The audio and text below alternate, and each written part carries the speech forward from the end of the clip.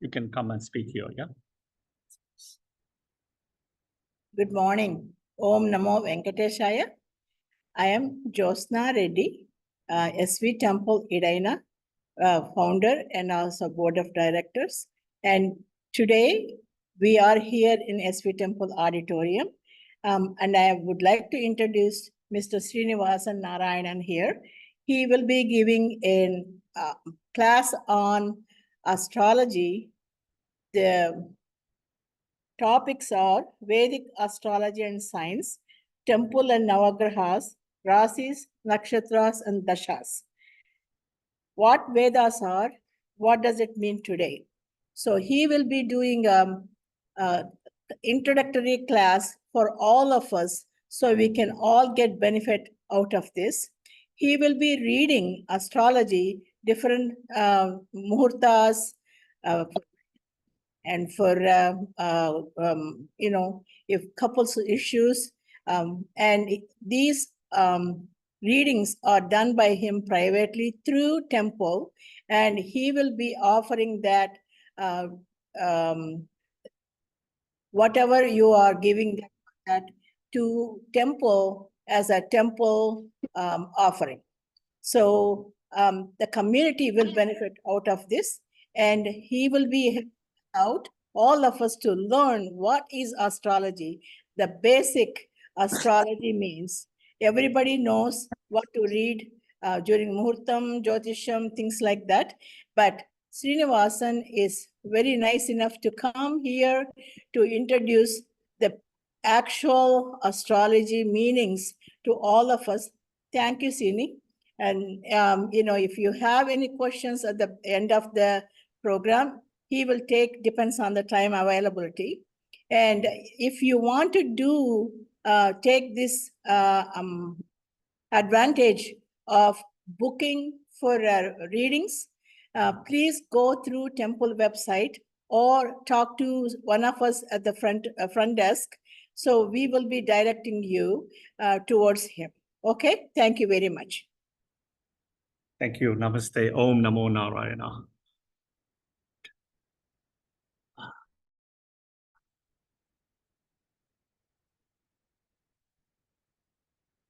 Okay. Meera, can you hear me? Yeah, Meera? Yes, we can hear you and see the screen. Okay, perfect. If there is anything, just let me know, Meera, okay? All right. Sure. So I just want to thank today Dr. Joshna and Madhu sir as well for giving me this great opportunity to do this from the temple in Minneapolis. So I'm very obliged and I'm very honored and blessed as well. So thank you. Om Namo Narayana. So this is part of the 2 series we have done so far in the masterclass session, okay? I do teach classes. If you are interested, you can contact me as well by email. And of course, yeah, and I do teach classes in Vedic astrologies as series 4 different levels. Right now, I am at first level where the exam is being done for the finals. The second level, it's a midterm exam as we speak. And I will start series 1 again soon. Okay, so if you're interested, you can let me know, right? And also the other thing is the past 2 sessions are in YouTube. So you have my email address. You can contact me or go to the YouTube and see all the recorded sessions as well. Okay. So today will be a 2-hour session. I am not going to be seeing the questions in the chat session, but I have Meera from dialing in from Canada, as well as Neela as well. They will be helping out in reading the chat questions. Meera, are you clear, right, Meera? Neela, clear, right? Yes, Yes, yes, Srini. Thanks to both of you for helping me out. Yeah, so they will be seeing any comments or questions you're putting it in chat. I would highly recommend all of you to mute your mic as well, please. Yeah, thank you.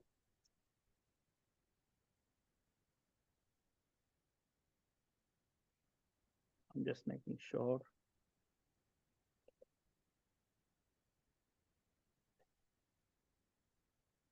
Okay, I'm just making sure.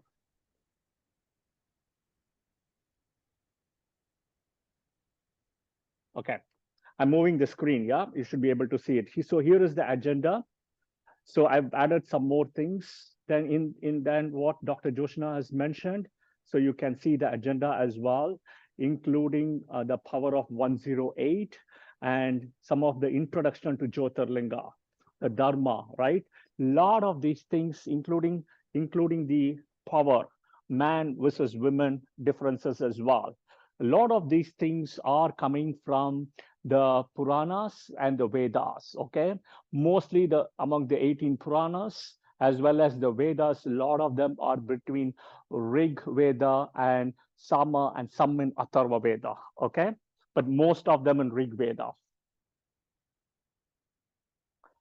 I've said this is a repetition, I would say. This is something I've done before about the prayers respecting the universe in terms of the food, right?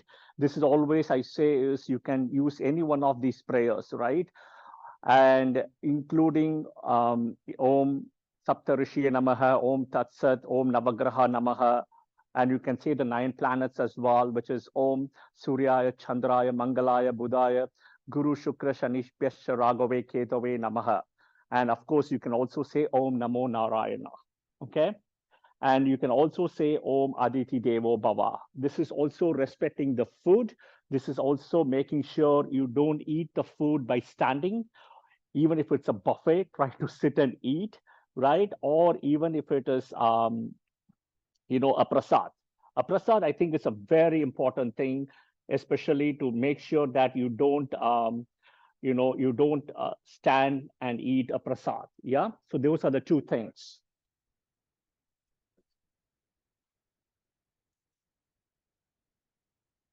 Okay.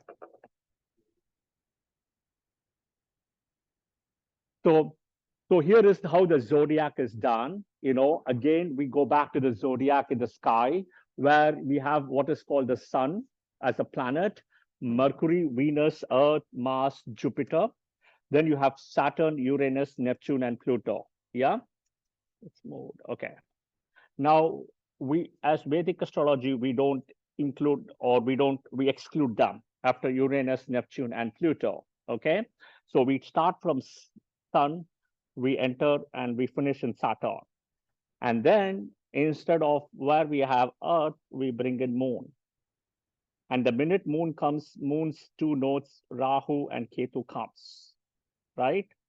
If Sun is the soul as birth, Saturn indicates death as longevity. Okay? So this is how the whole zodiac is done. In hindsight, in reality, if you look at it, right? If you look at it in hindsight, the reality is that you have the influence, right? You have the influence from Sun to Saturn, and then we are living in Earth, so Moon becomes an important thing. Now, all of this can be translated, right, to the 7 days of the week, right? So the 7 days of the week, if I have to write it down, right, we know, right, Sunday, right, to Monday. And I know some of this is repetition. This is also for people who are joining here for the first time as well. It's always good to have a refresher. So Wednesday, okay? Then you have Thursday, okay? Friday, then you have Saturday. You again, right? You start from sun, right? Sunday of the first day of the week, right? And then you end on Saturday, right? So Sunday is ruled by sun. Monday is ruled by moon. Tuesday is ruled by Mars. Wednesday is ruled by Mercury. Thursday is ruled by Jupiter. Friday is ruled by Venus, right? And then Saturday is ruled by Saturn. So again, you see, you start from Sun, which is the soul, and Saturn, which is not only the karma karaka, which also the longevity, which also indicates kind of a death part, right? So you see both the things here.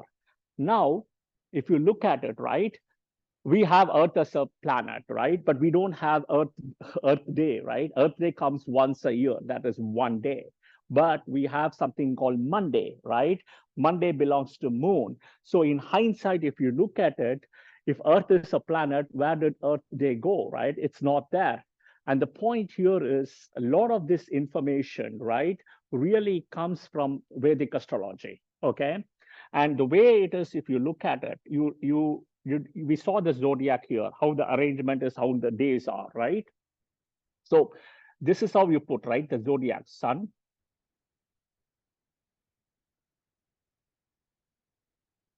Mercury, Venus, right, Earth, Mars, Jupiter, Saturn, right? This is how you put the zodiac, okay? Now we know that there is no Earth. We are going to remove Earth for a minute, and we are going to put Moon here, okay? And we also know when we stand from Earth, Sun becomes a center, okay? It's like geocentric model. So what we are going to do is, it's a perception. So I'm going to swap Sun and Moon, okay? I bring the Sun to the center, and I bring Moon here. We also know Moon is the fastest moving planet, okay? Now we know that if we approach the direction of clockwise, okay, only this way direction, and we know that the fifth house always indicates child as per Vedic astrology, okay? With fifth house being indicated as child, it's also what is called Putra Karaka. So it's a successor. So a successive day will be the fifth from that. So today we are Saturday, right? If we count 5 from here clockwise, okay? 1, 2, 3, 4, 5. Tomorrow is Sunday, okay? So if today is 1, tomorrow is Sunday. We count again, 1, 2, 3, 4, 5. Monday. 1, 2, 3, 4, 5. Tuesday. 1, 2, 3, 4, 5. Wednesday. 1, 2, 3, 4, 5. Thursday.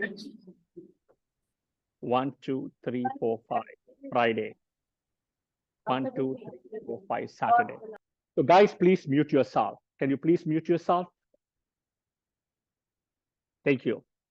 So this is how the sequence goes. This is where, if you see where there is a lot of gaps, there is a lot of, the way the Western astrology doesn't explain a lot of these things, where it comes from. But all of this comes from Surya Siddhanta, okay?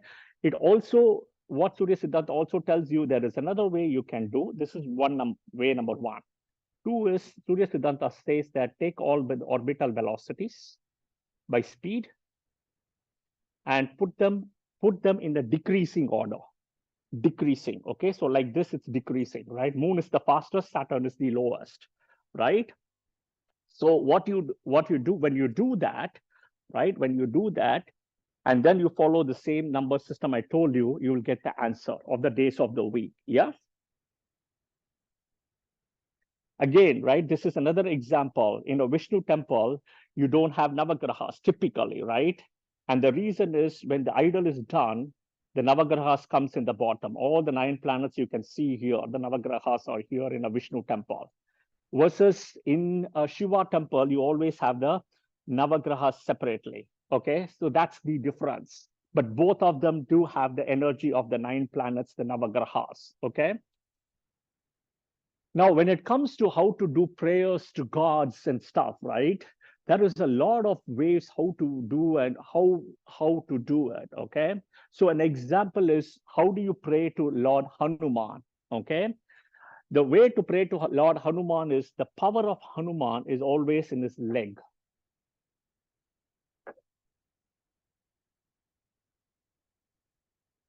The power of Hanuman is always in the leg, okay? The reason is why, because first of all, he is an ardent devotee of Lord Ram, okay?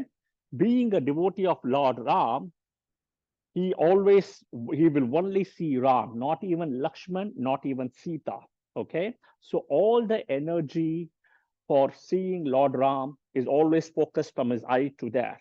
Even as a devotee, if you go, right, and try to get the attention of Hanuman, you're not going to get it, because he's always seeing Lord Ram. Ram is the whole important thing for him, okay? So the power, actually what happens is, because he's always praying to Lord Ram, he is deeply rooted in the earth, okay, as in the ground. So all the energy transforms into his leg, where he doesn't want to move. So the power actually for Hanuman is in the leg. So whenever you pray to Hanuman, make sure you pray to the leg. The next power or the thing is over here. But the first is where I showed you, okay? Here is the next power, but the first power is in the leg, okay? So this is how you pray, all right? For Vishnu, right? For Vishnu, the power is always in the feet again, where Lakshmi is, where lotus is and where Lakshmi is, right? So you have the sun god here, you have the moon god. In the moon, you see this is all like a full moon this side, this is like a new moon this side. Okay, so you see how the 16 parts or the 15 parts of the moon, how you can see the waxing and waning is present here. Now from the navel, you have Brahma. And from the hand, right hand, you have Shiva. And Lakshmi is sitting here. In an idol, technically speaking, right? Lakshmi's place is somewhere here if you see, but still the power of Vishnu is always in the leg, okay? And this is a picture from Kerala. And this is a picture from Minneapolis temple as well. So you can see the similarities as well, yeah? Again, when it comes to praying to Shiva and Parvati, right? When it comes to Shiva and Parvati here, Lakshmi, because she's a Swayambhu, okay? She was created on her own without any energy as a masculine energy or even coming out of a lady's organs like a vagina. Lakshmi doesn't come out that way. Think of as Janaki Sita, right? Janak's daughter. She came from the ground. Think of Draupadi, right? She came from the yajna, which was done by Draupad in Mahabharata, right? Next one is think of also Lakshmi, how she came, right? One version, she comes out of the Samudra Manthan as well, okay? So she is like a Swayambhu, basically, okay? Versus Shiva, actually, in the story of Daksha Prajapati and the Yajna, okay, he actually becomes Ardhanarishwar and give half of his power to Parvati. Okay, when Parvati dies or Sati dies and becomes Parvati. And if you go to a lot of the temples, right, lot of temples which has the what is called the Swarna Rekha in the linga. Okay, there is a linga of Shiva and there is something called a Swarna Rekha. A Swarna Rekha is nothing but a golden line, okay, which kind of cuts across halfway, right? And there are so many, you can go and see some of that in lot of temples in Tamil Nadu, even in Karnataka. Even if you go to Kollu temple of Mugambika, there is a linga there. And you will see a line in the center. Okay, that line belongs to the half energy of Shiva and Parvati, which becomes as Ardhanarishwara. Okay, so it becomes half and half, and that's the Swarna Rekha. Okay, but here if you see, Lakshmi comes to the left first and Vishnu comes to the right. Usually Lakshmi and Vishnu is always separate. They're not together, right? That also comes with the curse of Bhrigu. But in this case, if you see, they are together, okay? And Lakshmi comes first. Anytime Vishnu comes first from the left-hand side, that's incorrect. But this is the right way, okay? This is from a temple from London, yeah? And to the right, again, if you see, Shiva comes first before Parvati. So again, the arrangement is opposite. Now here is some, again, right, basic astronomy and astrology, right? How to pray, right? So we look at benefic sun. Is the first planet. It's the center of the zodiac, okay? You pray the sun from the side, somewhere in this side, okay? You cannot pray to the sun directly, okay?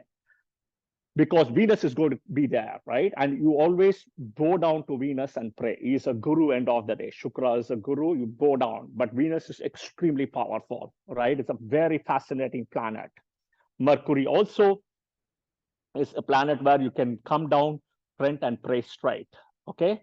But sun, you have to come little bit of an angle and then go straight up. So there is an angle involved here as well. You cannot see, because sun is also a malefic.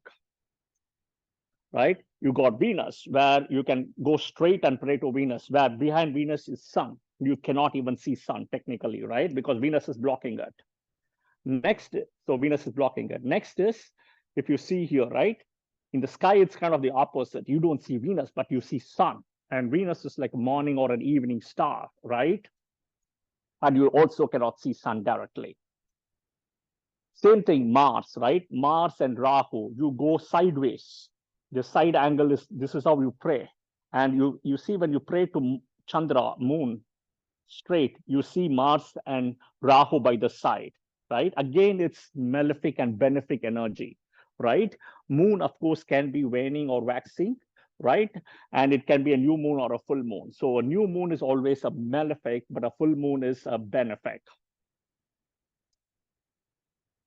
Okay, so you can pray from the moon straight away, but it has to be still the side. You cannot see straight, right? But moon is still a benefic. Saturn, Rahu, and Ketu comes, right? Saturn and Ketu in this picture, you can see, you pray by the side. Jupiter straight, you can see. Venus, Mercury, again, you can go straight, no problem. Okay? So this is how you do when you pray to the deities and the Navagrahas, yeah? There is again some information on Rahu call as how I have broken it down, right? Each day, how the Rahu call usually comes from sunrise to sunset, right? After sunsets, there is no Rahu call. So it all comes between the time period. There is only one exception I would always say is on a Friday, Rahu call typically doesn't work on a Friday because of Shukra's energy, who is also an Asura Guru, okay? So that is something important to note. Yes, it actually works the opposite way where it can give you very good results, provided you pray to Shukra, you pray to Lakshmi, and you pray to Rahu, okay? And you do some donation and charity before you do the work. So that is something important for a Friday. The other days I have put in, for example, on a Monday, the Rahu call will be 7:30 to 9. Okay, it also depends on sunrise time period. So you always have to know what time the sun is rising in your city. Everything is based on sunrise, okay? If sunrise is starting not at 6, it start at 6:30, then it will be 6:30 to 8, okay? 90 minutes, okay? Now, again, I have broken down how the Rahu call works. Same thing, Sun, Mercury, Venus, Moon, Mars, Jupiter, Saturn, we did. All I did was I replaced Mercury and Mercury and Jupiter I replaced in this one, but I kept the Sun and the Moon here, right? And for Rahu, the count number is always 4, okay? Why 4? Because 4 here is the count because Rahu indicates always materialistic gains. And the materialistic gains belongs to the 4th house Cancer, one way, okay?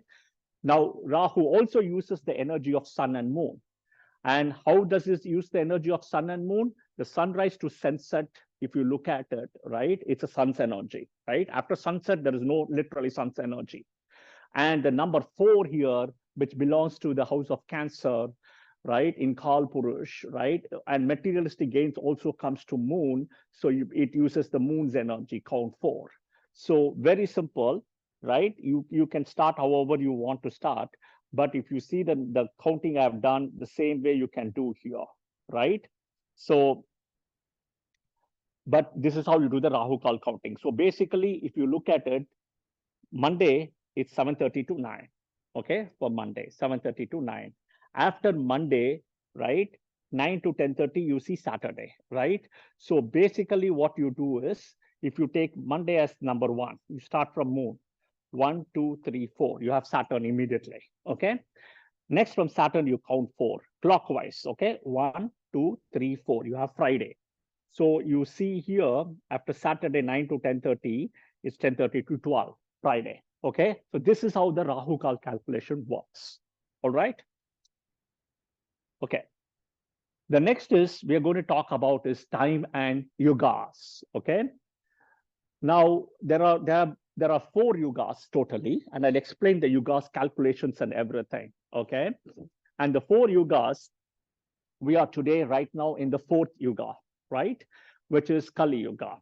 So the Satya Yuga, which comprises of 4,800 divine years, right?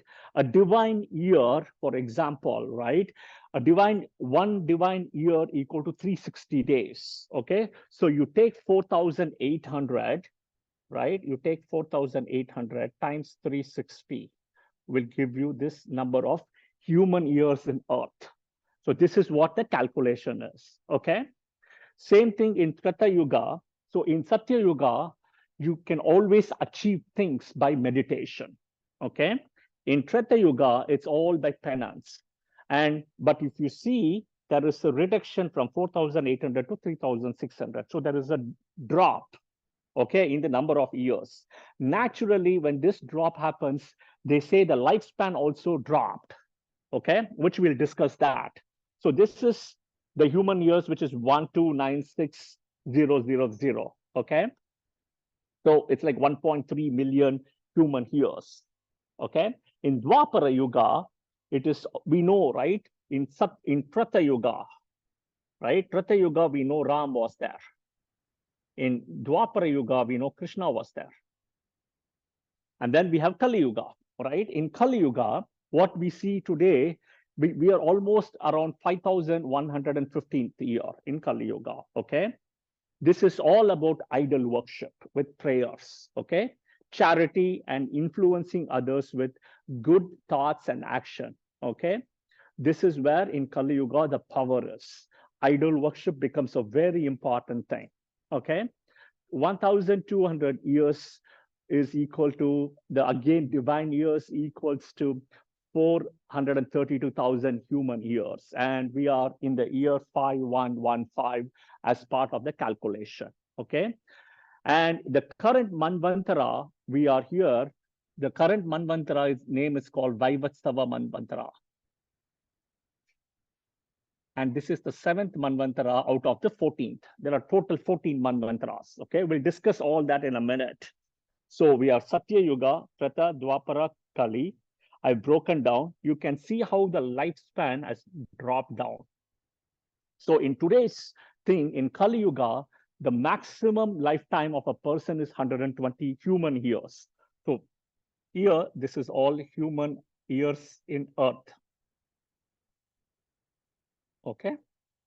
Now, the book also says, right, in Satya Yuga, it was 100% Dharma, where think of the bull with 4 legs, okay? Or even to simple terms, you can think of a chair with 4 legs today, okay? Treta, it became 75%, 3 legs, a bull with 3 legs. Dwapara is 50%, a bull with 2 legs. Today in Kali Yuga, the bull is actually standing on 1 leg, okay? So it's the lowest dharma, 25%, right? And you can see all the Dasa avatars when it happened.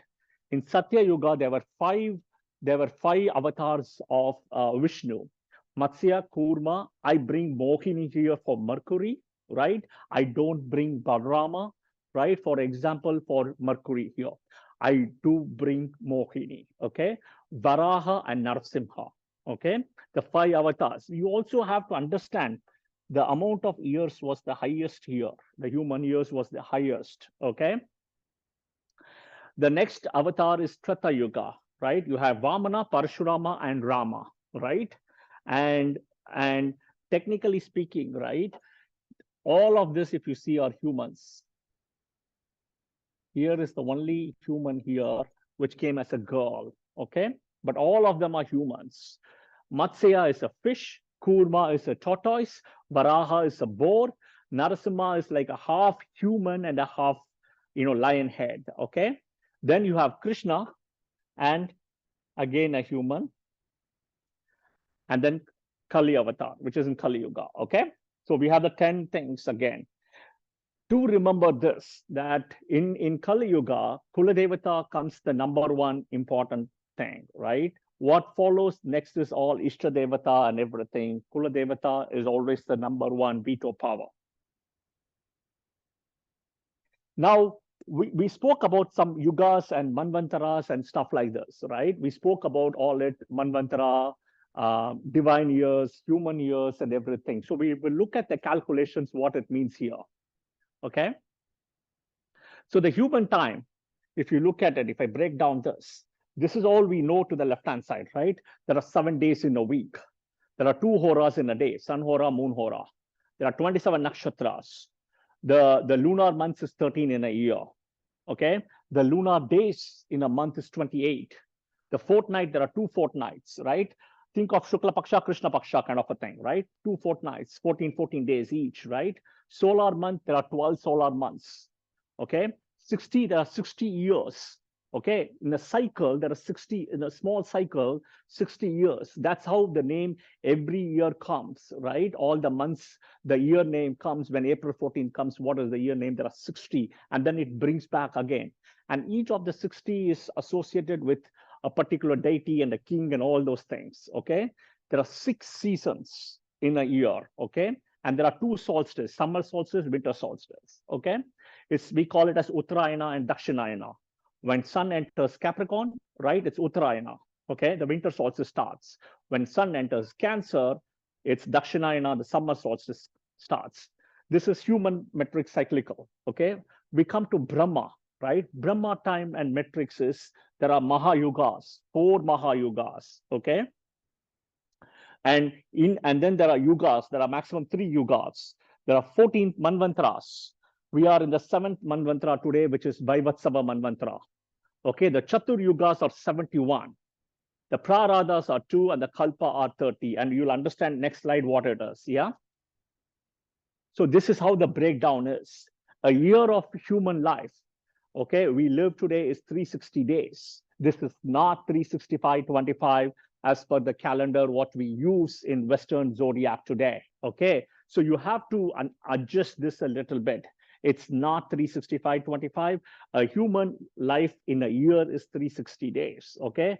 A month of a human life, which is a month, okay, of a human life is technically speaking, right, a day. I think I made a mistake here. I just realized it. A year of human life. Oh, this is correct. My mistake. It's correct.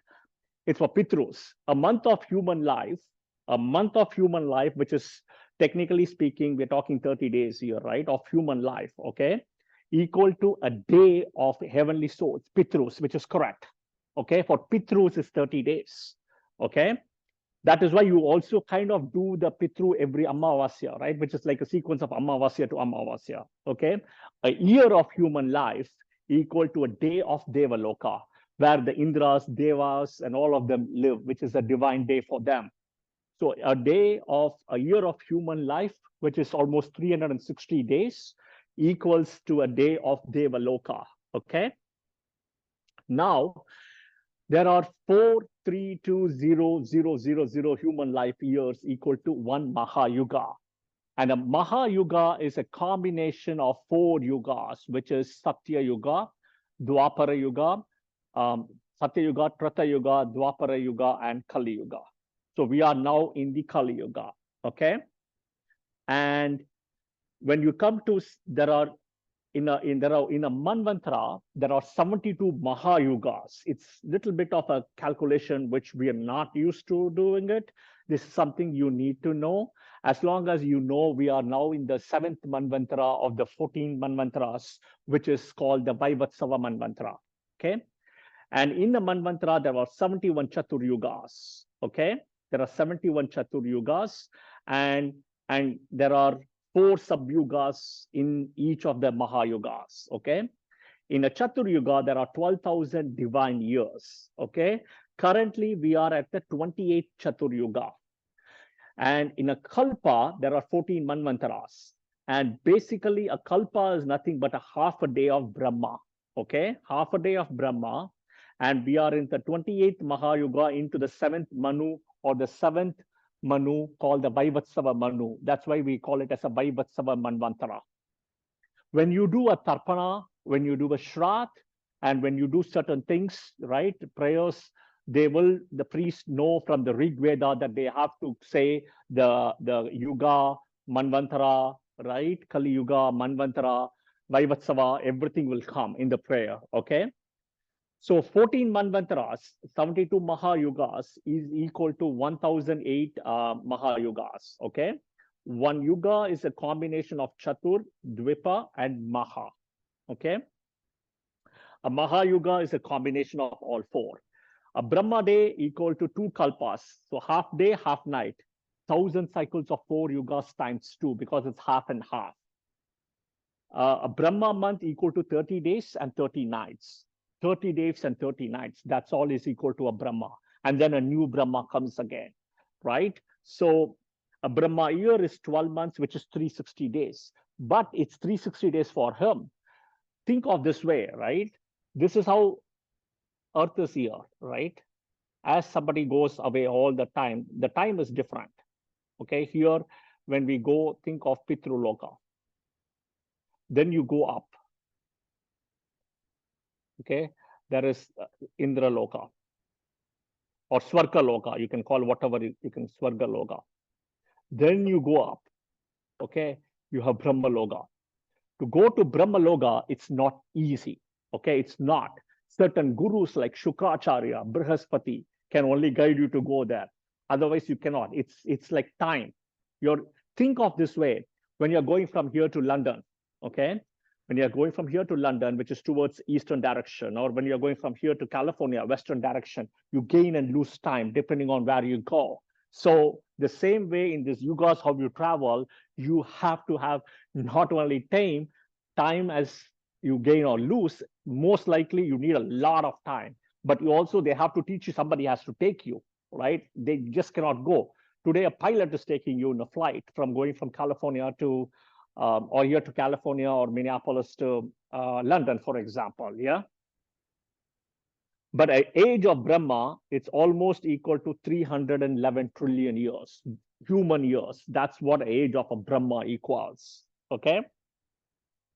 So it's a lot, but I just wanted to know how time is a point which is very, very different metric, okay? Even in Western world today, the time is corrected. We have daylight savings time, we have adjustments, a lot of those things. So you have to understand, it's kind of not the same thing. We now know today that in the planet, right, Earth only has 24 hours a day, but in each of the other planets, it's not the same. It's you go from planet to planet, it's got its own metrics.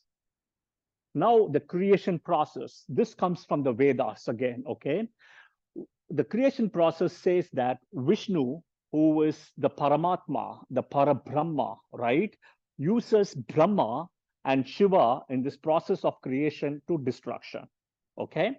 And what he says is, he says that with the usage of leveraging Brahma, right, which is called Purusha, come with the 4 Vedas, right? Now what he does is he uses the energy of 9. The energy of 9 we can think, to our understanding, is Navagrahas, but the energy of 9 comes from the 5 cognitive organs for knowing sound, which is ear, skin, eye, tongue, nose, right? The 5 organs of action, legs, anus, organs of generation, hand, and speech, right? And then air, ether, sound, and touch. Water originated from fire. Earth was developed by fire or destroyed by the fire, and all the destruction goes within the water. So the way how he uses is Vishnu, right, with Brahma's energy, or uses Brahma in this process with the 4 Vedas, uses the 5 forces. The 5 forces are fire, earth, air, water, ether, the 5 elements. You can call it as the Panchatattvas. There are 3 elements he uses, which is Sattvic, Rajas, and Tamasic, okay? And he uses one of the main thing called the Atman, which is Ahankar or ego. So if you add all of them, right?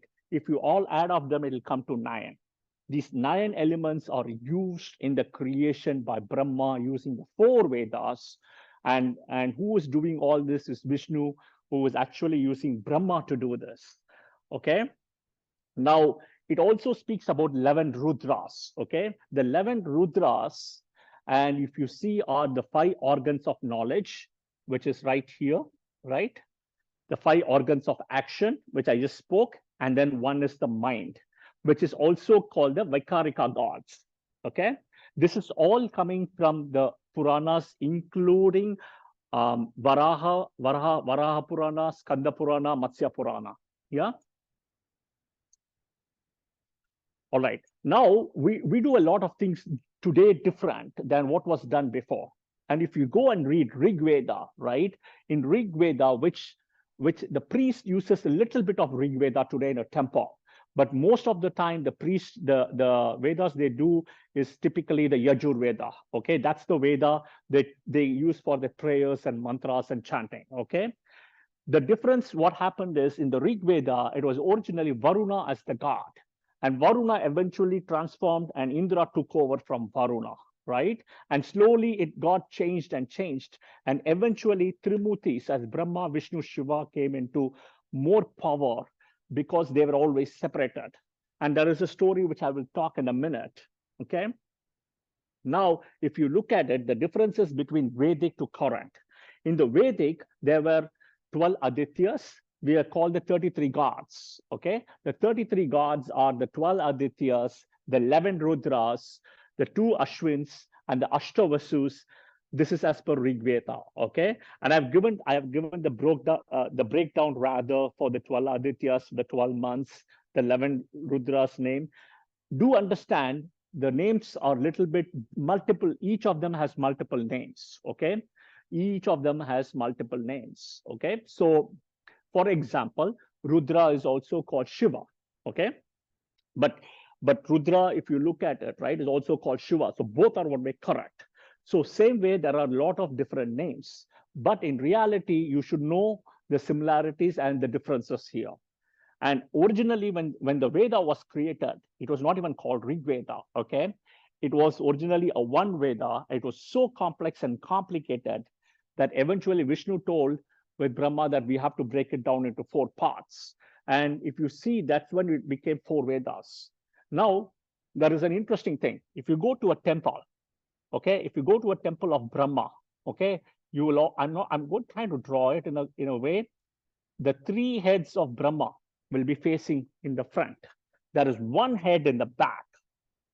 Okay, there is 1 head in the back. Okay, the 3 heads in the front belongs to the 3 Vedas. Okay, which is Rig Veda, Yajur Veda, Sama Veda. Okay, the 1 head in the back, which goes, you never see it in the front. The 1 head in the back which is where the Atharva Veda is. Okay, so when you're praying to Brahma, right, you can go to any temple of Brahma. There are temples of Brahma, for example, Brahma Purishwara temple in Trichy, near Trichy. There is a Brahma temple in Rajasthan, okay, near Rajasthan. There is a small Brahma place in Adyar in Chennai called Madhya Kailash temple. There is a small thing for Brahma as well. There is also a Brahma Lingeshwar temple as well. So there are few Brahma temples. Just make sure do not see the back part of Brahma. Okay, the back version of Brahma has got the Atharva Veda. All that negative energy and everything is drilled through the back end. Okay, so always the power of Brahma is in the front with the first 3 Vedas, which he's got. The 3 heads has got the power. Okay, so just make sure of that as well. Now, in one of the Puranas, it also says the Surya, the sun god, when he uses the power of 3 Vedas only for the sunrise, okay, to sunset, okay, and Surya has only knowledge of 3 Vedas, which is Rig Veda, Yajur Veda, and Sama Veda. Again, Atharva Veda, he doesn't touch. Okay, Atharva Veda is a very tricky Veda. It's got a lot of things around negative energies, you know. It has got some good things also. It's not that it doesn't have everything bad, but it also has got, it's a balance. The Atharva Veda comes for a very different reason. Okay, so with Brahma, just remember this. Today, for the Vedic to the current age, right, how this equilibrium has shifted. Okay, it is shifted from today to the 8 Shivalingas, 8 Shakti Pitas, 9 Narasimha deities, one way you see, which is the Vishnu Navagrahas, 8 Hanuman deities, right? The Ashtavasus, somewhere you see coming to the 8 Hanuman deities, right? One of this, you can see this similar to in Puri Jagannath temple, okay? Which is one of the Char Dham pilgrimage, okay? And they say that this was built by Vishwakarma, which is an architect of the Devas, okay? And if you read Vishnu Sahasranama, in Vishnu Sahasranama, there is a sloka which comes, Vishwakarma Manush, there is a sloka which comes in Vishnu Sahasranama about Vishwakarma as well, okay? Okay, this is something I thought I will say. Now, as we continue this, right, dharma, right, in the past two sections, if you see in the YouTube channel, which I've posted already in the masterclass, what happened is there was something called types of dharma. Okay. We spoke about dharma and dana, right? What is dharma and what is dana? The difference between dharma and dana is dharma means you're doing something good without expecting anything in return. Okay. Dana means you're doing something good, but you're expecting something in return. This is where the difference between dharma and dana. And I also explained the types of dana, right? Godana, Annadana, Vidyadana, Bhudana, Raktadana, Vastradana, you know. So I explained all the types of danas, right? Dhana dana, which is money. Dhana dana has got the lowest value, okay? Right?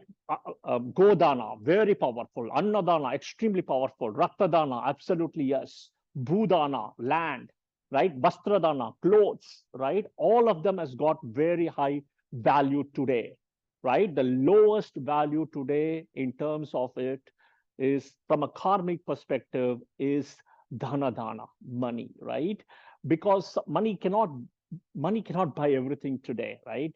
You go to a widow and you give money, right? The widow won't get married now. She needs a husband, right? But money is helpful from that person's perspective. But from a karmic perspective, it's really not. It won't move the needle. Okay. Now you come to dharma. Okay. You come to dharma. You've got two types of dharma. Okay. One dharma, which is performed by matter and materials. All of this, if you ask me where it's coming from, is the Puranas. The 18 Puranas has all this information. Okay. I have not even finished 18, to be honest.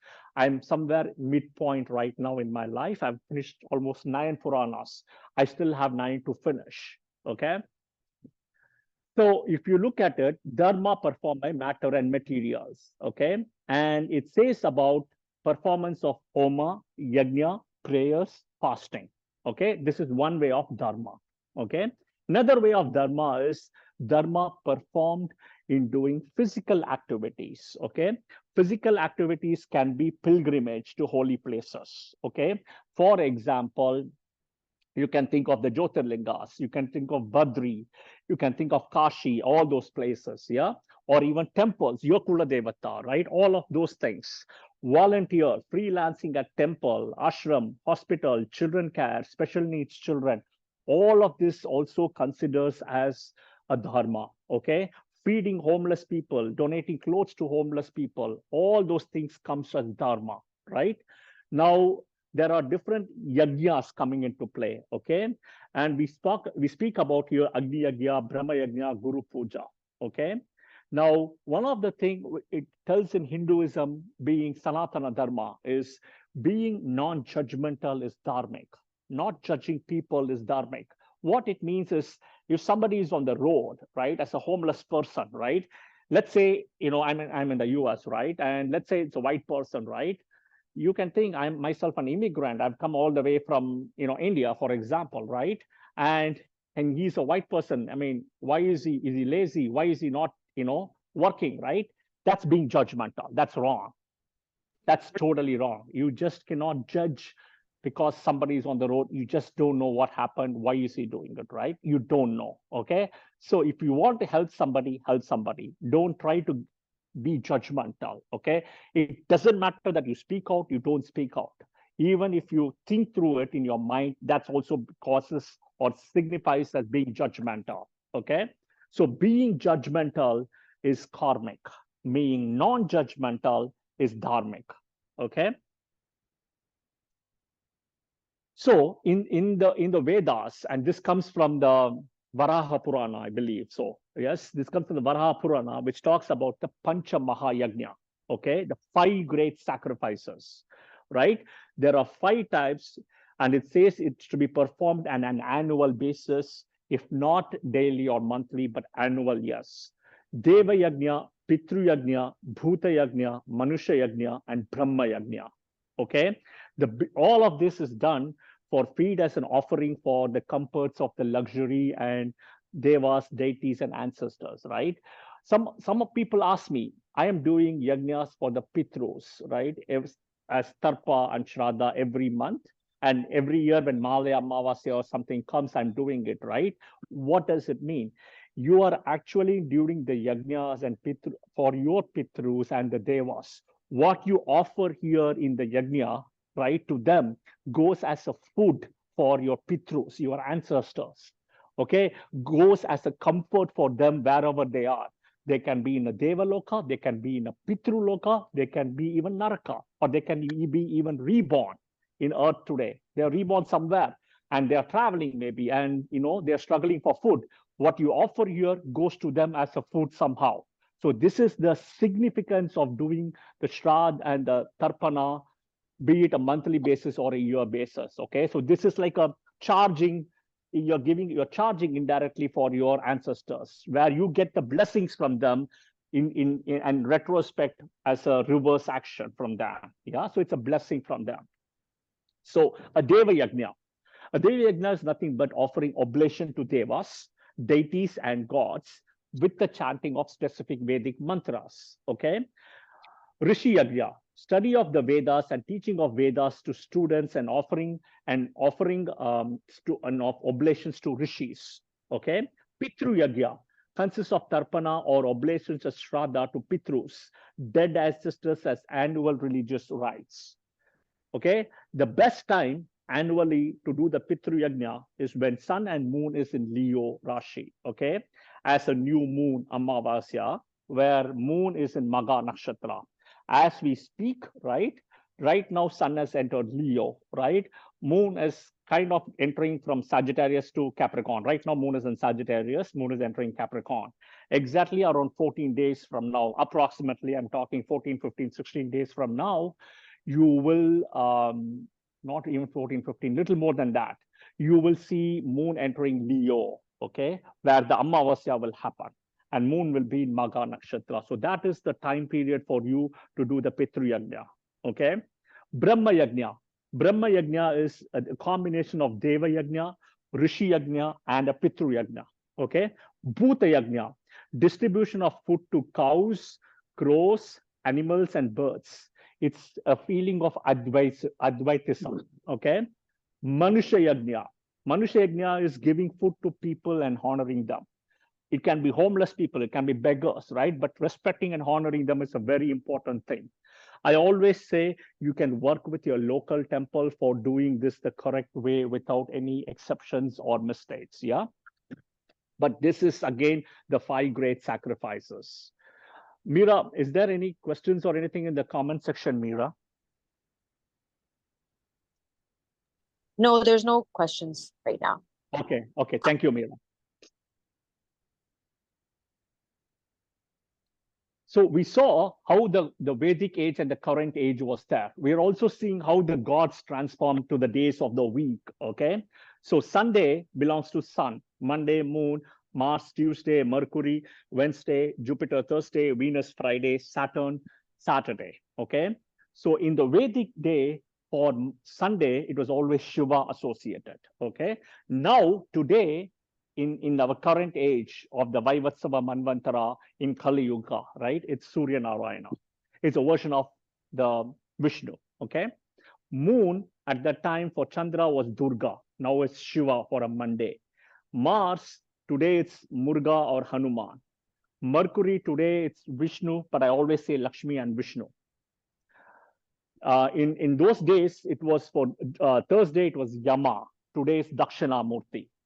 Okay. In those days for Friday, it was Brahma. Okay. Today it's Lakshmi. Okay. For Saturday, it was Indra. Right. Now, today it's Vishnu, but I say Lakshmi and Vishnu. Okay. So you can see how it has changed, transformed from the Vedic to the current. Okay. So this is something very important. Okay. Very, very important for people who are really looking to change or want a big change in their karma. Okay, this is something very important. I'm going to explain it. Now, these are the 12 months. Okay, you see the 12 months here. This is the Gregorian calendar, which we follow as per the zodiac. So right now, if you see, we are kind of, today we have crossed August. Today is what, August 17th. Okay, so we are somewhere here. In this sector, we are here. Okay, today, this is where we are today as we do this session. So what it means is, the month is called Avani month, right? The 5th month, where sun has entered Leo, okay? Sun has entered Leo, okay? Now, the full moon typically will happen at Dhanishta Nakshatra, okay? Where moon is in Aquarius, right? So this is what it is. This is where we are, okay? Now, this is again coming from the Vedas, okay? The Vedas says very importantly, I said Vedas, my mistake. This is coming from the Purana. This is somewhere between Skanda Purana to Varaha Purana, okay? Hi. This is a recorded session. You have a pen and a paper. There is a Gmail in YouTube. You have to go and it'll be posted in YouTube. I'll just write it down. Can you also write your email address? I kind of wanted to ask you about this. Sure, it's the same thing. This is my email address.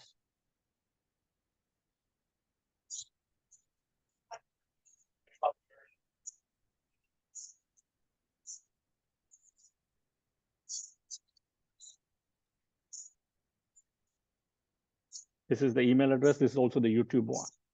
If you're not able to access it, you can let me know. Okay, you're welcome. Thank you. Sorry. So this is the very important thing.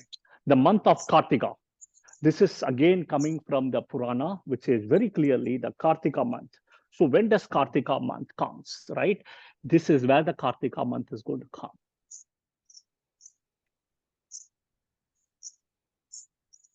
Okay, the Kartika month comes when sun enters Libra. In Libra, we have Chitra Nakshatra, Pada 3 and Pada 4. And then we have Swati Nakshatra, where sun gets debilitated.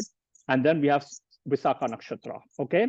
But mid-October, like October 14th, 15th, sun enters Libra, okay?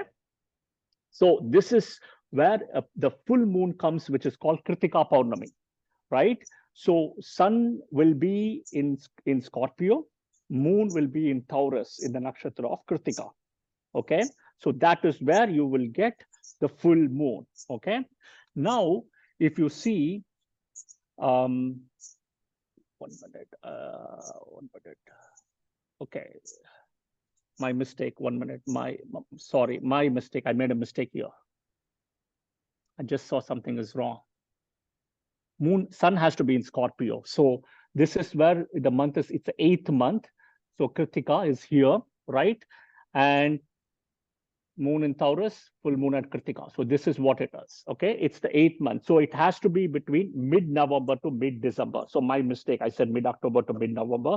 It's mid-November to mid-December, okay? Which is very, very auspicious month in the whole 12 months. It's very auspicious, it says. It says that it's Lord Vishnu's favorite, and virtuous deed done during this month is highly rewarded karmically, okay?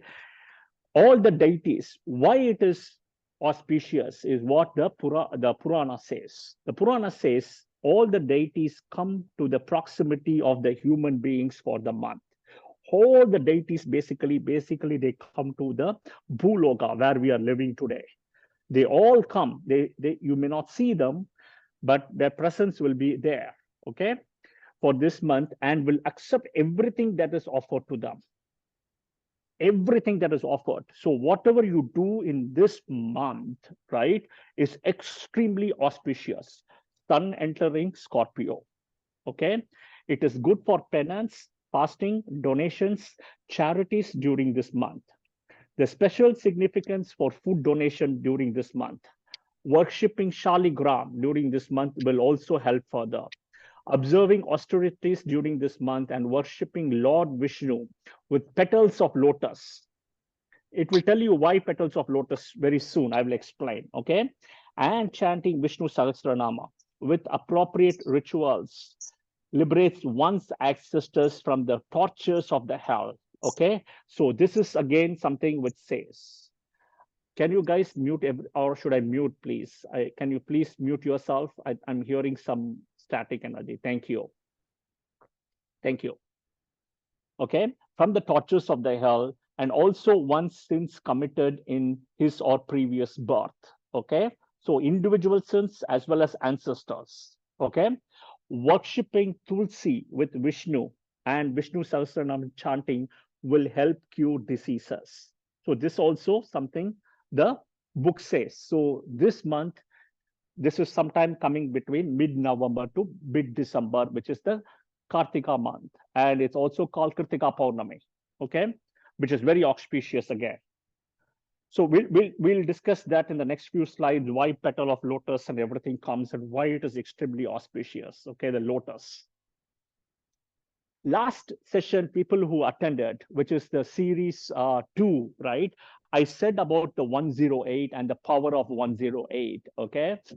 So the power of 108 is very immense when it comes to it, okay? So the Vedic astrology, if you look at it, the zodiac sky is 360 degrees, which is a combination of 12 rasis and 30 degrees, right? The 108 comes several ways. There are 12 rashis, which is the 12 months, and 9 planets. And each of them, if you see 12 times 9 is 108, right? The 27 nakshatras and the 4 padas, right? The 27 nakshatras and the 4 padas again comes to 108, right? If you look at it, the 12 rashis energy belongs to sun. The 27 nakshatras energy belong to moon. And where both of these comes is 3 degrees 20 minutes, which is Navamsha. That is where the power of Navamsha, why Navamsha is so important, because it's a combination of sun energy and moon energy, okay? Now, if you look at the beads of a mala, okay, the japa mala basically, right? You have 108 beads. If you look at Sanskrit language, there are 108 alphabets, 54 male, 54 female, okay? So same thing if you look at it by science. So this is a combination Vedic astrology. Look at by science. You look at the sun, moon, and the earth, the diameter, right? So you can see how 108 moons the distance between moon to earth is 108. 108 moons, if you start placing from the moon to the earth, you will see it. Same thing from the sun to the earth to the sun. You keep 108 suns towards the earth. So you see how sun and moon, the 108 comes in mathematically. All of this information is validated by NASA, okay? Everything comes to 108. Now, I will explain to you also further in a minute. If you look at the stanzas in Rig Veda, the Rig Veda stanzas is 10800. Again, it's a combination of 108 times 100. The human body touch points, you can think of the chakras, is again 108, okay? The sound of the creation, existence, and destruction is the Om, right? And the sound Om, if you look at it also, there are 36 nerves coming out of the heart, okay? And the 36 nerves coming out of the heart uses 3 energies of creation, existence, and destruction. So 36 times 3 is 108, okay? Now, this is a very important thing. The 108, as per our Puranas says, how it says is, if you look at 1 is the life as you, 0 is the gains, because you don't take anything with you when you die. So 0 technically is gains. And 8 is the cyclic eternity, which is also, we look at it this way today as infinity one way. It's the eternity, it's the cosmic cycle of birth and rebirth. So this is where the 108 is broken down. Now look at it this way, the power of 108, okay? We all know such a bad incident happened in September 11th, 9/11, okay? And what happened when the attack happened, the first attack happened between the North and the South Tower in World Trade Center, okay? There was also attack planned for the Pentagon in the US, okay? Look at the Pentagon, do the math. A Pentagon is nothing but 5 sides. And any people don't know what is a Pentagon, you can check it online in the US, right? The Pentagon, okay? The Pentagon and the White House was attacked, and I'll explain both in a minute. The Pentagon is an energy, penta means 5. And if if you would have studied math, geometry, algebra, trigonometry, and all those things, you do the math, the pentagon is always 5 sides, and the angle of the each side in the 5 sides will be 108 degrees in a pentagon. Okay, the angle of each side will be 108 exactly. Okay, so again, if you see, thank God, pentagon was not attacked. Okay, pentagon was attacked but survived the attack. Nothing happened, unlike the World Trade Center. Now the question is, the next one which was attacked was White House. Okay, if you go to the White House, where it's in Washington DC, okay, and you do your research online and stuff, there are books in White House library also. If you go that side, you can figure it out. But they say that the George Washington, the first president of the United States, actually waited, okay, for an auspicious moment to put the first brick. Okay, they follow Western astrology, whatever it is. Okay, he waited until, according to his calculations, it was moon entering Virgo. Okay, as per Western calculations. Okay, moon entering Virgo, where Jupiter was already present in Virgo according to them. So that is when the first brick was laid. So they did whatever math and astronomy, astrology, everything to put it. Okay, so even if you see White House was being attacked, White House also survived. So there is that energy behind all of these things where we may not know, but it's all about decoding the information. Yeah. So this is another interesting thing. Okay, in the cosmic power of 108 and sound, we have the sun, the distance, and everything, right? Do you guys know, when we studied science as a child, okay, Jupiter has rings. We were never taught this. We were always taught Saturn has rings, but Saturn has got multiple rings. Jupiter has got one faint ring. Okay, that's the power of Jupiter. Jupiter is, you also see Uranus, Neptune, other than Saturn, which is exterior planets, also having rings. But Jupiter also has the ring. So none of the interior planets, even exterior planet Mars, doesn't have a ring. It only starts from Jupiter. But do note that between Mars and Jupiter, there is something called an asteroid belt, which again comes from Jupiter. So the ring of Jupiter here, right? The ring is also that extra power which Jupiter has got, one way to counter Saturn. Okay, so all the source, everything is here. Okay, the source is all there, but Jupiter has also got a ring. Saturn has almost 8 rings, and we'll see that. Okay, so this is again very interesting, right? What lies beneath is water, right? Basically, water is the life. Okay, so human body, by science, we know the weight comes from 60% of your human body weight is water. Okay, for Earth is almost 71% is water, right? And if you think of this way, the sun rays falls. This is how the full moon, right, and the tides happen, right? Full moon, here is new moon, half moon, full moon, waxing and waning. Okay, this part is, so it's going this way. Now, if you look at a woman who's pregnant, okay, look at when a woman who is pregnant, while in the womb, the baby also is in water. It's a science, or it's a doctor or a medicine term called the amniotic fluid, and it's, the baby is also in the fluid for 9 months. Okay, it's a clear or a yellow pale color, right? And they say that the amount of amniotic fluid is greatest at about 34 weeks into the pregnancy. Okay, now if you look at it, moon is the closest planet to Earth, and the most important for all living beings, humans, animals, birds, trees, and plants. Sun exists, other 8 planets will exist. The solar system exists. If moon exists, living beings happen, reproduction happen. Okay, everything for living beings, water, trees, animals, all, you know, living, non-living beings, which has got some kind of, you know, life in it, be it a tree, be it a bird, be it an insect, be it an animal. Yeah. So moon again becomes, I also say that moon is like a filter, right? Moon very very different than the other 8 planets. Moon will absorb sun's energy, sun's light, right? Absorb it, filter it, and reflect it, okay? We also know the word honeymoon, right? Where does the word honeymoon come from, right? It's a 28-day celebration, right?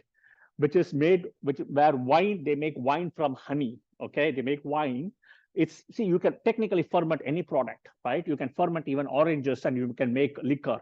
That's a drink called Cointreau, okay? Cointreau. So it's a very famous drink during Second World War. The oranges, they used to ferment it and make an alcohol, okay? You can actually ferment even potatoes, right?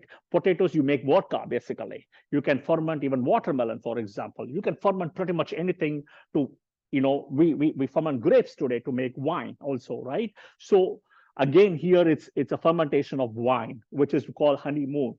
It's a combination of moon plus Venus energy, okay? So again, the point is water. Water becomes a very, very important thing, as water is life, okay? So again, I've just written this. So this, if sun, let's take, I'll just put 10 degrees, okay? This is sun is in Leo. So sun enters Leo as we speak. So somewhere August 14th, 15th to September 14th, 15th, sun will be in Leo. I'm just putting sun as 10 degrees as an example. That means if moon is at 10 degrees here, okay, it's exactly a full moon. This is a full moon, okay? So here, the 10 degrees, if sun is at 10, moon is at 10 degrees here, it will be approximately, I would say, Dhanishta Nakshatra is over Satabhisha. It will be Satabhisha Nakshatra, okay? Next is moon, let's say 10 degrees here, moon 10 degrees here. So this is Aquarius, this is Taurus, this is Scorpio. So 4 houses as a Kendra. This is where the energy of waxing starts. This is where moon gets strength, starts getting strength. Think of this way. Your phone is dead, your battery is dead, okay? The battery is dead, your phone is dead. You plug it in the charger, okay? The next 5 minutes or 10 minutes, you really cannot do anything. It has to have the basic charge first. You try to do anything, it will switch off again, okay? So the basic charge exactly starts at 10 degrees here. This is where it starts getting energy, okay? Same thing, this is where it goes all the way full. And here it starts losing energy from this point. From this 10 degrees, it starts losing. From here onwards, there is no energy, basically. The 4th, okay? So this is how you interpret it. So here is full moon, this is waning, and this is waxing, and this is full moon, okay? But when moon comes here, this is what it's called a new moon or an Amavasya, okay? All right. So the next one, we're going to touch a little bit of Mahabharata, okay? Every time when I do something, I always bring back Mahabharata, because in Mahabharata, you have very, very interesting stuffs and learning in Mahabharata, okay? Every story by story, a story within a story, a story within a story, but it starts with a seed, okay? So this is, again, the lineage, if you look at it, right? The lineage. And I call it as the curse of Hastinapur, right? So what does this curse of Hastinapur mean? So before we go to the curse of Hastinapur, anything, I want to have people in the Zoom, and Meera, maybe you can speak out. Where does Mahabharata actually start? Where does Mahabharata start, or why did Mahabharata happen? People can comment in Zoom, and I'm going to request Meera or Neela to speak it out for me if people comment.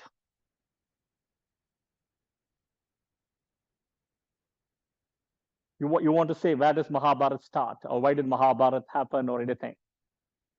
Okay.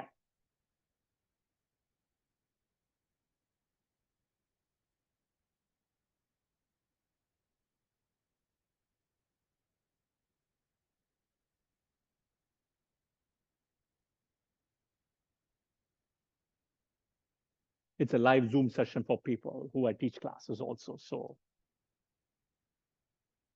Mira, do we have any comments?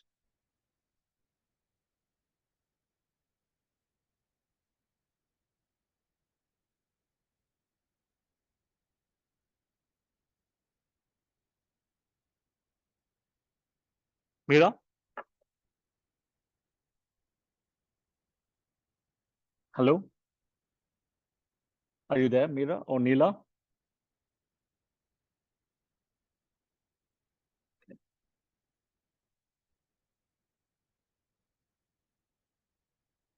I see a lot of chat.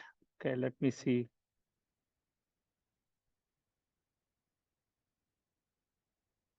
Bhishma. Okay, somebody has mentioned Bhishma taking oath. Amba cursed. What is this? Amba cursed. Somebody has mentioned about Amba cursed Brahma. I can't see what it is that. Brahmachar or Brahmachari. Okay, Bhishma, Amba. Okay, Bhishma. Okay, Bhishmacharya. So great, great. Thank you. But all of this, unfortunately, is kind of not right. I'll explain where it started. It actually, so this is the lineage, right? And it actually starts from Shukracharya. Okay. It actually starts from Shukracharya. That's where Mahabharata starts. Okay. This is the answer. I'll explain here. You can look at it over here, where Shukra comes also here. Okay. So I'm just going to put it. This is where Shukracharya is here. Okay. Here is where the whole Mahabharata starts. The whole Mahabharata lineage comes from Shukracharya. Shukracharya has a daughter. Okay. Her daughter, the daughter name is Devyani. Okay. So in those days, what happened is whichever kingdom Shukracharya was the guru, not a single king would want to conquer that kingdom. No matter how that king is powerful, you cannot defeat Shukracharya. Okay. And not only that, they will get the curse of Shukracharya on top of it. So if whichever kingdom, okay, even the kingdom doesn't have a king, they put a small prince, a 10-year-old prince, okay, and as a king, right? If Shukracharya becomes the guru of that kingdom, not a single king would even come to dream to conquer that kingdom. They will come, they will bow down, take the blessings of Shukra, they will take the blessings of the king and go. So it all started from Shukracharya. So what happened here is, right, Shukracharya has, and you can see this here as I explained, okay, Shukracharya has a daughter, Devyani, okay, and of course has son here, Chanda. You can see the Chanda, Amaraka, right, Tvashitra and Datra. You can see all of them here, right? This is where it starts. Shukracharya's favorite child is Devyani, okay? Very favorable. He will do anything for her, Devyani, okay? Now, Devyani grew up as a maid in the king's kingdom, okay? As a favorite maid kind of a thing and everything. Now, what happened is the king where she was with had the daughter by name Sharmista, okay? One day, both of them go to take a bath, okay? And what happens when they come out, there is wind energy, Varuna, air energy, sorry, Vayu energy here, Vayu energy coming in, which swaps the clothes where they are kept. So without knowing it, they wear the clothes. And then what happens, right? There is a king which goes, okay? There is a king which goes and then goes and sees. And that's where the king is Yayati, okay? The king sees Yayati in Devyani, in a prince clothes and Sharmista, but he still falls for Sharmista end of the day, because Sharmista is equally beautiful, because she's by birth a princess. So she's got that thing regardless of the clothes. Okay. Now Devyani fell in love with that king. Okay. Now the king said, I'm a Kshatriya. Okay. I'm a Kshatriya. So I really cannot marry a non-Kshatriya, and he's a Rishi. Shukracharya is a Rishi. So Rishi's daughter, absolutely no. Now what happens? Devyani goes running to the father, which is Shukracharya, and says, Father, this is the problem. I want to marry it. Okay. So now, end of the day, Shukra says, okay. Shukra calls the king and he says, my daughter is going to marry King Yayati. Okay. Now, what happens is Devyani goes to the father, says it's actually right. It is actually right. Sharmista goes and says to the father, the king, says it is correct that let the king marry Devyani, because end of the day, if I marry the Yayati as Sharmista, what is going to happen is Shukra will leave the kingdom. If Shukra leaves the kingdom, somebody else will conquer us and we are gone. We are demolished. We are nowhere without Shukra. So we need Shukra here. So I will sacrifice that, right? So the marriage is going to happen. She's agreed. But the problem is Devyani brings in a new condition for the marriage. The condition for the marriage is from the birth till now, Devyani was the maid of the Sharmista, right? And to the king here and the Sharmista, she was a maid as a helper and doing everything, right? Now, Devyani says, after my marriage, Sharmista has to come with me as a maid. The opposite has to happen, right? So the king says no, but again, Sharmista convinces her father, saying that Shukra has to be here to protect all of this, the people, the king and kingdom. Otherwise, we are gone. So now the marriage happens. At the time of marriage, Shukra says very clearly, my daughter is my world. My daughter is my world. My daughter is the whole thing. If you do any damage to my daughter, you make her cry, you cheat on her, right? You will be cursed by me. Okay, is what the Shukra says. Okay, and King Yayati promises nothing will happen, everything. Now time passes, days passes, months, years come, and Devyani is pregnant with King Yayati's children. Same thing. Then only they realize Sharmista was also pregnant. And Sharmista, as the maid here, is pregnant because Sharmista and Yayati has fallen in love, and so she's also become pregnant with Yayati's children now. So Devyani breaks down completely and calls for Shukra, and Shukra comes to the picture now, and Shukracharya comes and he says, "I warned you. I foretold this. This is not to happen. You exactly did what you did." So from here on, two things will happen. Number one, because you already misused and you did everything wrong to my daughter, and because you had the age in you, you had the looks in you, you had the charm, the grace, whatever it is in you, right? Immediately you will be changed to a 70-year-old person as an old man. Even right now, it's like aging, okay? That's the first curse. And literally, he has to walk with a stick. He cannot even stand.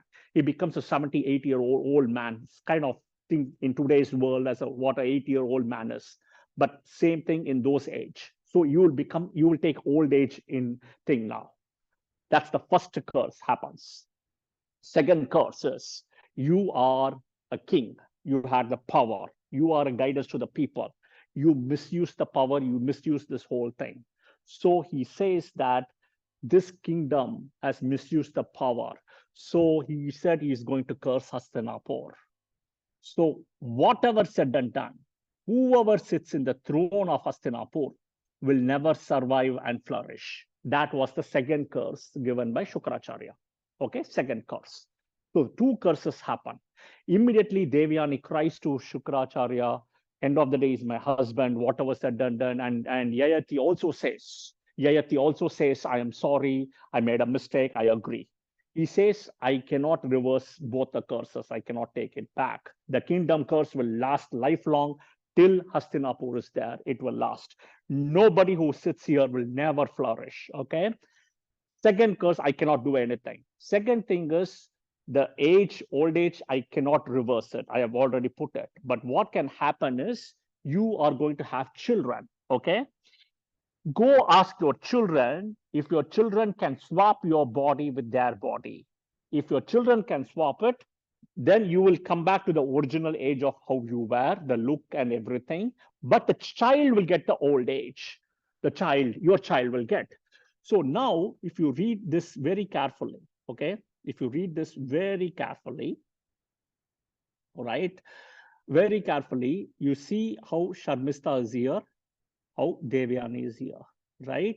So immediately Devyani calls to children, right? Yadu, Tutvatsu, and everybody, right? they refused to do it. They refused. So Devyani's children, Devyani said, I realized that coming from a Rishi clan, I have not raised my kids well, she says. And Sharmista goes to her children between Anu, Druhu, right? Puru. And then Puru says, Puru agrees. And so Puru and Yayati swaps the body. Okay. So Puru gets old age. Yayati comes back to the original age. So the Mahabharata starts from Shukracharya. Okay. And it's not over yet because it continues. You see from Shukra all the way how it goes. Devyani, Yadu, then Krishna comes into the picture here, this side. Right? Krishna, Vichitravirya, Chitraganda, all those people, Dhritarashtra comes here. Kauravas, Pandavas, from here Pandavas, everybody comes. So the story is from Shukracharya, it comes. And if you see, if I bring back to the zodiac and I bring back to astrology, okay? Second house belongs to Venus. This is Taurus. Seventh house belongs to Venus, Libra. Taurus, second house is family. Seventh house is marriage. Okay, so you can see how it comes back exactly to Vedic astrology here. But it starts from Shukracharya. Yeah, Meera, are you there, Meera or Neela? I don't know if you're there. There was some other chat session here.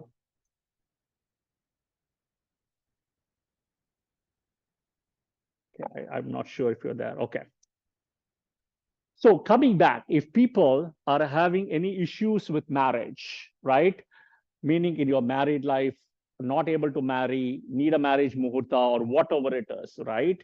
I would highly say that you go to this temple, Guru Shukracharya temple, okay, which is in Maharashtra, which is 30-45 minutes, something from Shirdi if you go, okay? I have given the Google Maps. This is a clickable location as well. And this is the address, right? You have to visit on a Friday, okay, at sunrise. Friday at sunrise, because Friday at sunrise will be a Venus hora. Okay, so it's a Friday, belongs to Venus. Venus hora, sunrise. Okay, and buy vastra for the temple. Okay, and pray for it. So, or get married at this time. So this is something as a remedy. Look for marriage here. Okay.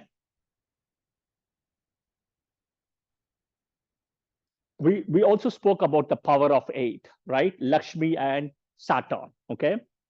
I'll explain the story here. Here, it's Ashtalakshmi. This comes from the temple again in Minneapolis, right? You can see the Ashtalakshmi here, right? You can see there is almost here, right? 4, right? And then there is also another 4 Lakshmis here, right? 8, okay? So there is a story of Lakshmi and Vishnu and Saturn, okay? This is how the story goes. The story goes is both Lakshmi and Saturn becomes extremely favorite to Vishnu, okay? Now, Bhrigu is a very, very favorite Saptarishi of Vishnu, okay? But how Lakshmi and Saturn becomes is, the Lakshmi becomes the wife, right, of Vishnu. So like half of that energy, power, everything. And the minute Lakshmi comes in, the whole power comes to Vishnu. Now for Saturn, what happens is, this is the story which goes to Tirupati, okay? Saturn catches Brahma and Shiva, okay? In the things, and in the next part, you will get to know more about Saturn, Drishti aspect and everything, Brahma, Shiva, Ravana, everything you will come, okay? But what happens, he also catches Vishnu, okay? But Narada stops, okay? Narada stops and says to Saturn, see, you have done some damage to Brahma, you've done some damage or something to Shiva, right? It's really not a damage, but you have done a fear part, right? But you cannot do this to Vishnu. It's not possible, okay? And he says, don't even go because the repercussion will be bad for you. He says, no, I am a karma karaka. I am supposed to do the karma, which means I will still do my job. I don't care, okay? So now what happens is he says, okay, and Narada says the best place to catch Vishnu is in Tirupati, right? He's in the 7 hills, go catch them. And if you understand the power of Tirupati, in each of the hill there is one deity involved, energy. In one hill there is Hanuman. In one hill there is Brahma, not Brahma, my mistake, Narada. One in Nilatri, okay? So there are 7 hills, the 7 deities are there, okay? So he has to catch 7 of them to go and catch Vishnu, okay? So he goes to the first, he goes to the second, he goes to third, he even goes to the fourth, and he comes to the fifth, where Hanuman, Narada is all there, okay? Now what happens is, now when he comes to the fifth, okay, the Adisesha, which is on top of Vishnu, right, the 5-headed snake, right, it spits its poison, the so-called poison, okay? You can think as an energy, it spits out. That energy is so intense for Saturn, Shani, right? From the 5th place of the 5th mountain, he falls down all the way to the ground level. He comes down to the ground. Not only he comes down to the ground and he gets hurt, but his whole body becomes bluish black color, okay, because of that poison, okay? And he's upset. And then, as usual, and he sits down in front of a tree. Now Narada comes. Narada comes. He said, Saturn, I thought you were going to catch Vishnu. What happened? You were just sitting down, right? Have you not even started your journey? He says, no. He says, no. I went and I was in the 5th one. I was almost there. But I got hitted out and I got booted out from the 5th hill. And now I'm back to square one again, but I'm hurt. And look at my body color, everything. It's that snake's poisonous energy which has come into me now, right?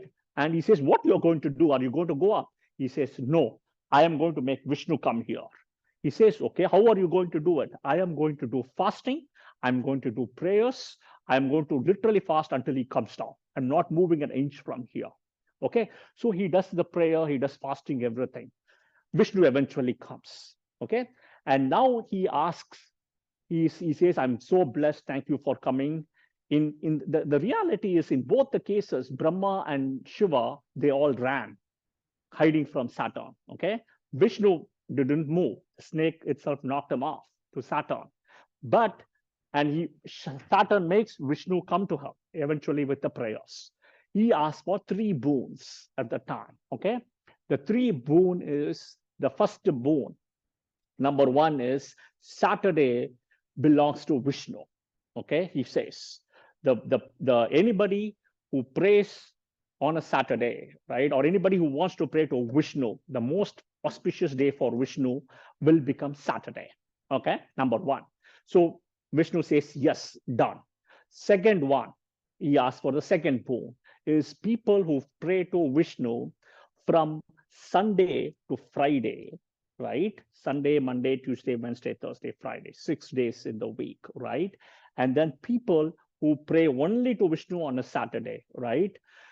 It is more powerful for people who will be blessed when they pray to Vishnu on a Saturday versus just praying 6 days in a week. So Saturday praying to Vishnu has got the highest power than the 6 days. So Vishnu gives them the blessing for that, okay? The blessing is being given, the boon has been given. Third boon he asks, okay? So third boon is people, so Saturn says, I'm karma karaka, okay? My job is to do the karma. So anybody who has to undergo the karma, even if it's your devotee, okay? Even if it's your devotee, right? I won't spare them. I have to do my job. You should not interfere, okay? Vishnu says, laughs at it, and he says, tatahastu, which also kind of means, let's see, and he goes away. He doesn't say yes, he doesn't say no. Let's see, as it goes away. So he gets the boon now. Now he's very happy. Narada comes. See, I am very powerful and everything. So Narada says, okay, do you know who is more powerful? Because I still didn't get the answer. You are comparing yourself to Navagrahas, so I can see that 7 days of the week, you know, everything is okay. But Lakshmi is more powerful than you, okay? Lakshmi. right? Why? Because Lakshmi is where the heart of Vishnu is and everything. And so Lakshmi is extremely powerful, right? So do you know between Lakshmi and you, who is most powerful or favorite for Vishnu? He says, I don't know. So let's go to Lakshmi. Lakshmi says, I am the favorite. I am his wife. I'm the other half. I'm the favorite. And I am everything for Vishnu, basically, right? Doesn't matter. Now, Saturn says, no, he's given me the boon. So all three of them, Narada, Lakshmi, and Vishnu, or I mean, Shani, Saturn goes to Vishnu. Okay. The story goes now. Vishnu says there is a problem because he sees Narada with them. So then the thing goes is that they ask, okay, who is powerful? And then eventually Vishnu says, if I say anything to Lakshmi, she will get upset and she may even leave. Now, if I upset Saturn, right, Saturn is also going to give his problems and things to me end of the day. I cannot, both is like, it's like the right eye versus the left eye, right? Right eye, you need two eyes end of the day. And end of the day, he is given the power to both, right? And both of them have power, but one way or the other, right? So then Vishnu closes the eyes, okay, for a minute. And he says, this is what he says, okay? He says to Lakshmi and Saturn, Lakshmi, see, whenever you are coming towards me, right? Whenever you're coming towards me, you become powerful and you are beautiful and you are the most beloved person, right? And then Saturn is angry and upset. And he says to Shani, Saturn, whenever you are going away from me, showing your back, that is where it's so blessed and powerful. And I'm also blessed one way and it's excellent. So Lakshmi coming towards, Saturn going away, right? So this is where he balances out the energy, okay? So I have put in the different Lakshmis, okay? So again, right, if you think the Ashtalakshmi energy is also associated with Saturn, okay? It's like light versus darkness. Lakshmi is light, Saturn is darkness, okay? So we also call in astrology Lakshmi, right, which is darkness. Nirti is also another word for Lakshmi, okay? So if you are in a place which is inauspicious, or if somebody comes and tells you by numerology, oh, your number is adding to 8, or your house number is 8, blah, blah, it's not good, just keep a picture of Lakshmi. By the wherever the 8 number is, just put a sticker of Lakshmi, you're all good, right? Just once a month, do an agarbatti prayer. Just put a prayer once a month to that sticker. You are all good. End of the day, graphology, right? Any type of healing, graphology, numerology, all of it comes into astrology. Astrology is really a very powerful and a bigger thing, okay? But this is the connection between Saturn and Lakshmi. Now bringing back, okay, to Lakshmi, okay? The Saturn story is also looked at as infinity, eternity, and Lakshmi is also Swayambhu, right? There is Saturn rings, right? A lot of them say there is Saturn 9 rings, 7 rings and all. But technically, if you do a little bit deep research and understand from NASA, there are 3 main rings and 5 dusty rings, which is also the number 8 comes in. Right? There is also a NASA update which says that by 2025, the 8 rings of Saturn will disappear, which I know very strongly it's incorrect, which is next year. So let's see this. Okay. But this is again the power of 8 between Lakshmi and Saturn. Okay. The Ashtalakshmi also comes from the power 8 here. Okay. Now, coming of Lakshmi, right? They say, the Vedas says this, there are 5 places where Lakshmi resides, okay, in earth. Okay, in earth, the backside of a cow. So below the tail, when you do a Godana, right, that's where you will see, that's where Lakshmi resides. Elephant's forehead, okay, the inner part of the lotus flower. So when we saw the thing of doing with the lotus flower, right, in the month of Kritika, right, when sun enters Scorpio. So that is Kritika or Kartika, right? That is where the inner part of lotus flower is where Lakshmi also resides. Okay, the reverse or the wrong side of the bilva leaf. Okay, bilva leaf is also used in many of the mantras and pujas for Rahu or especially Sarpa. Okay, in the Sumangali women, the center line where the hair separates, you know, this part where they put the thing, this is where the Lakshmi thing is also. right?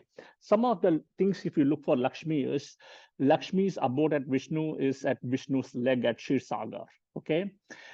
In the idol, it's typically in the Vishnu heart, but the power is in the leg. Friday belongs to Lakshmi, right? Lighting lamps at evening in the house, right? These are the mantras, chanting the mantras here, right? So this is the story. Now, what happens when Lakshmi leaves the home, right? Or Lakshmi leaves the place? That is a very interesting story. This goes back again to our Vedas. What happens is there was a big function which happens in a puja and stuff for Adi Parashakti, okay, which is a version of Lakshmi, okay, Adi Parashakti, okay, and what happens? The Apsaras get the Apsaras who does all the things for them in the thing in Devaloka, they get the garland of Adi Parashakti, okay. The Apsaras doesn't know what to do with it. It's so blessed thing and everything. So they see Durvasa and they give it to Durvasa. And Durvasa feels so blessed, he takes it, okay? And he says, I will have to give it to, I'll have to give it to the right person, and sees Indra. Indra is coming on in his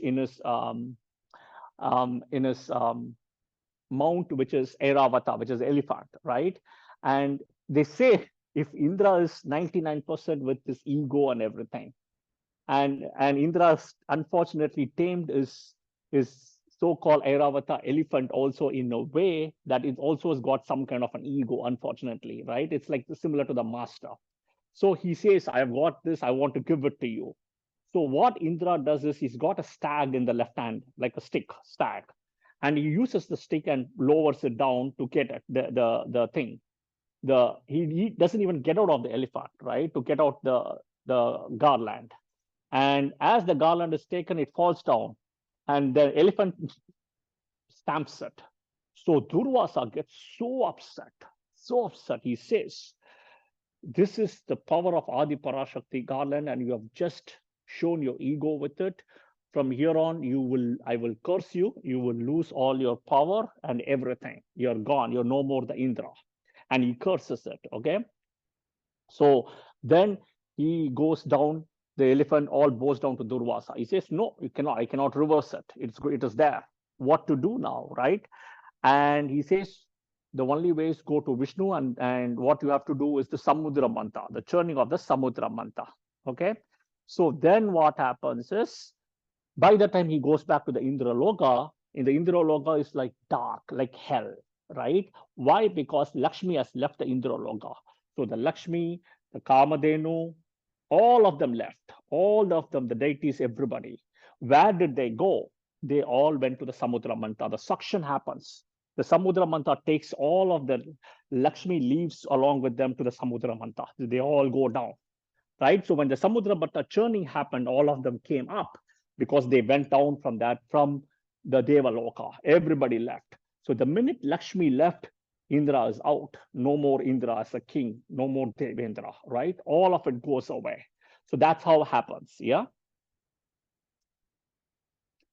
So this is another thing, right? Men versus women. Who is more powerful, right? Men and women, right? See, I'm a man, okay, end of the day, right? But in reality, let's look at the Vedas to say what it says, because a lot of it is totally misinterpreted in today's world. Many parts in India I've heard they don't want a female child, you're not going to take it, blah, blah, blah, blah, all stories, right? Everything is like stories, myths, and everything rubbish and gossip. So let's remove everything. Let's break it down and get the answer, okay? Men for every men or males, you can put them in a gotra system, the lineage. Everywhere the gotra comes from the men, they will take the lineage forward.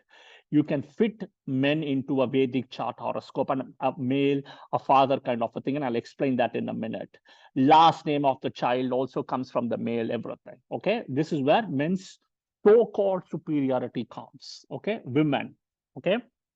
Women, my conclusion is, women are definitely superior to men.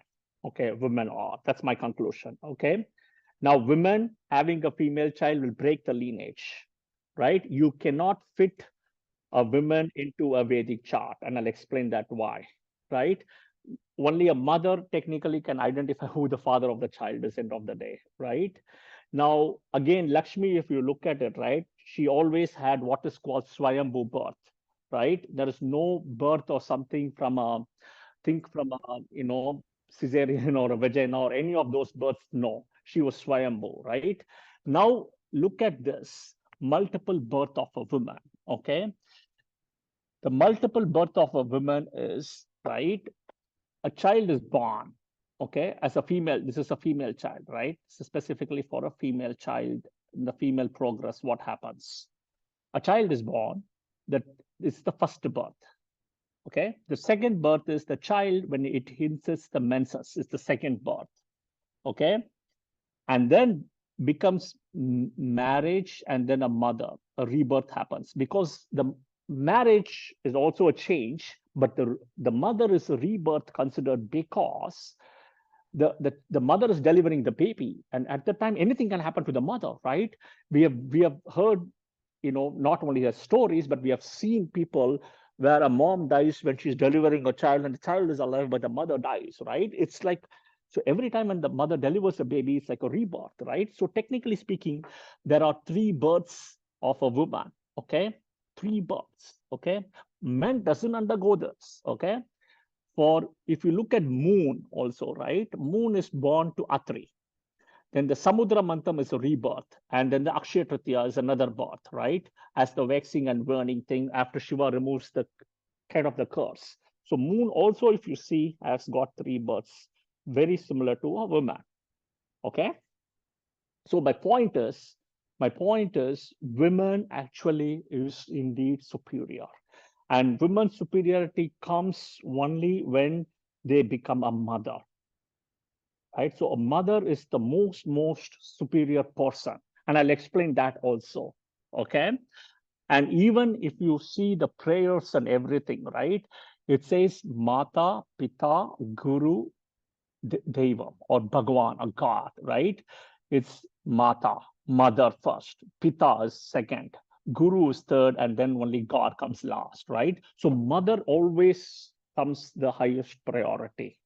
Just not a woman or a girl, it's the mother. So here is a chart in Vedic astrology, okay? I just give an example of somebody who was born, okay? So I have put the ascendant as Libra, okay? I put Libra, right? It's just an example chart, okay? Now, if this is the person, this person's spouse will be the 7th house opposite, right? This person's father will be 9th, okay? This person's father will be 9th. This person's mother this is 9th house, this is 7th house, this is 1st house. Okay, this person's elder sibling will be 11th. This person's younger sibling will be 3. This person's mother will be 4th. But we know if this is mother, right? And if this is father, right? Mother and father are husband and wife, so they should be opposite. But technically speaking, the father is not opposite to each other, right? This is where the mother is kept out. Yeah, this is where you can see the mother. You cannot put the mother in this chart. The reason is because the Gotra comes from the father, so everything goes with the father. And the mother becomes extremely superior. And you just cannot put that in the chart. Yeah, so something to kind of also note. Okay, lineage break. So these are the last 2-3 points I'm going to kind of touch now, but I will continue further in the next session of the series 4. But it is just a start for people to understand what it means, okay? It's a lineage break, okay? What does it mean and why and all, okay? All right, so let's look at it at a quick glance. So this is just a start. So snake god of Rahu and Ketu is considered the god of water, food, and reproduction, eggs, okay? Snakes mostly have the ability of the following. The snakes typically cannot identify their own eggs or their babies, okay? Once they move from the place of laying the eggs, they cannot identify, okay? Number 1. And they also have the ability, for whatever reason it is, right, karmically or whatever it is, to eat their own eggs, okay? They basically kill their own children. That's what it means. So now lineage, right? Lineage can happen for several reasons, right? Somebody has only a female child, no male child, okay? Which means once you get married, the last name comes to that husband, and the gotra, everything goes change, the tree changes, right? In sometimes even getting female children with difficulty or children with difficulties, right? Not doing Pitru Starpana for the ancestors also can cause lineage break. Not paying visit and offerings to Kuladeva as a family, not as an individual, as a family, will also make the lineage break. Usually what happens when the lineage breaks, usually it will affect for 7 generations, which whoever is the first one to do it, from there on 7 generations it goes, okay? 7 generations, right? So it will go. The easy way, if I want to explain generations here, you can look at this way also, right? You can look at, if you think of Shukracharya as generation 1, this is generation 2, this line is generation 3, like that you can go, okay, to understand where all the way this becomes generation 4, this becomes generation 5, like that. You see 6th, you see how it has gone in 6th now, okay? So this is where the generation will get affected, okay? Now what happens is it gets affected, okay, when there is no blessing of Kuladevata, no blessing of Pitrus and ancestors, family completely disjoint, not aligned and everything. It can also be, right, the child who is married to an husband or wife, whatever it is, as they don't want children. It could also be that, right? They don't want children. Now, it could also be they want children, right? They want children, but they're not able to have children. That's another thing. And once they even have the child, right, the child can be an atheist or just say, you know what, I'm not going to follow Hinduism anymore. I'm going to change my religion, or will marry to somebody from another religion where the whole chain cuts off from there on, right? This is what happens, right? So we see the lineage break typically caused by Rahu Ketu, right?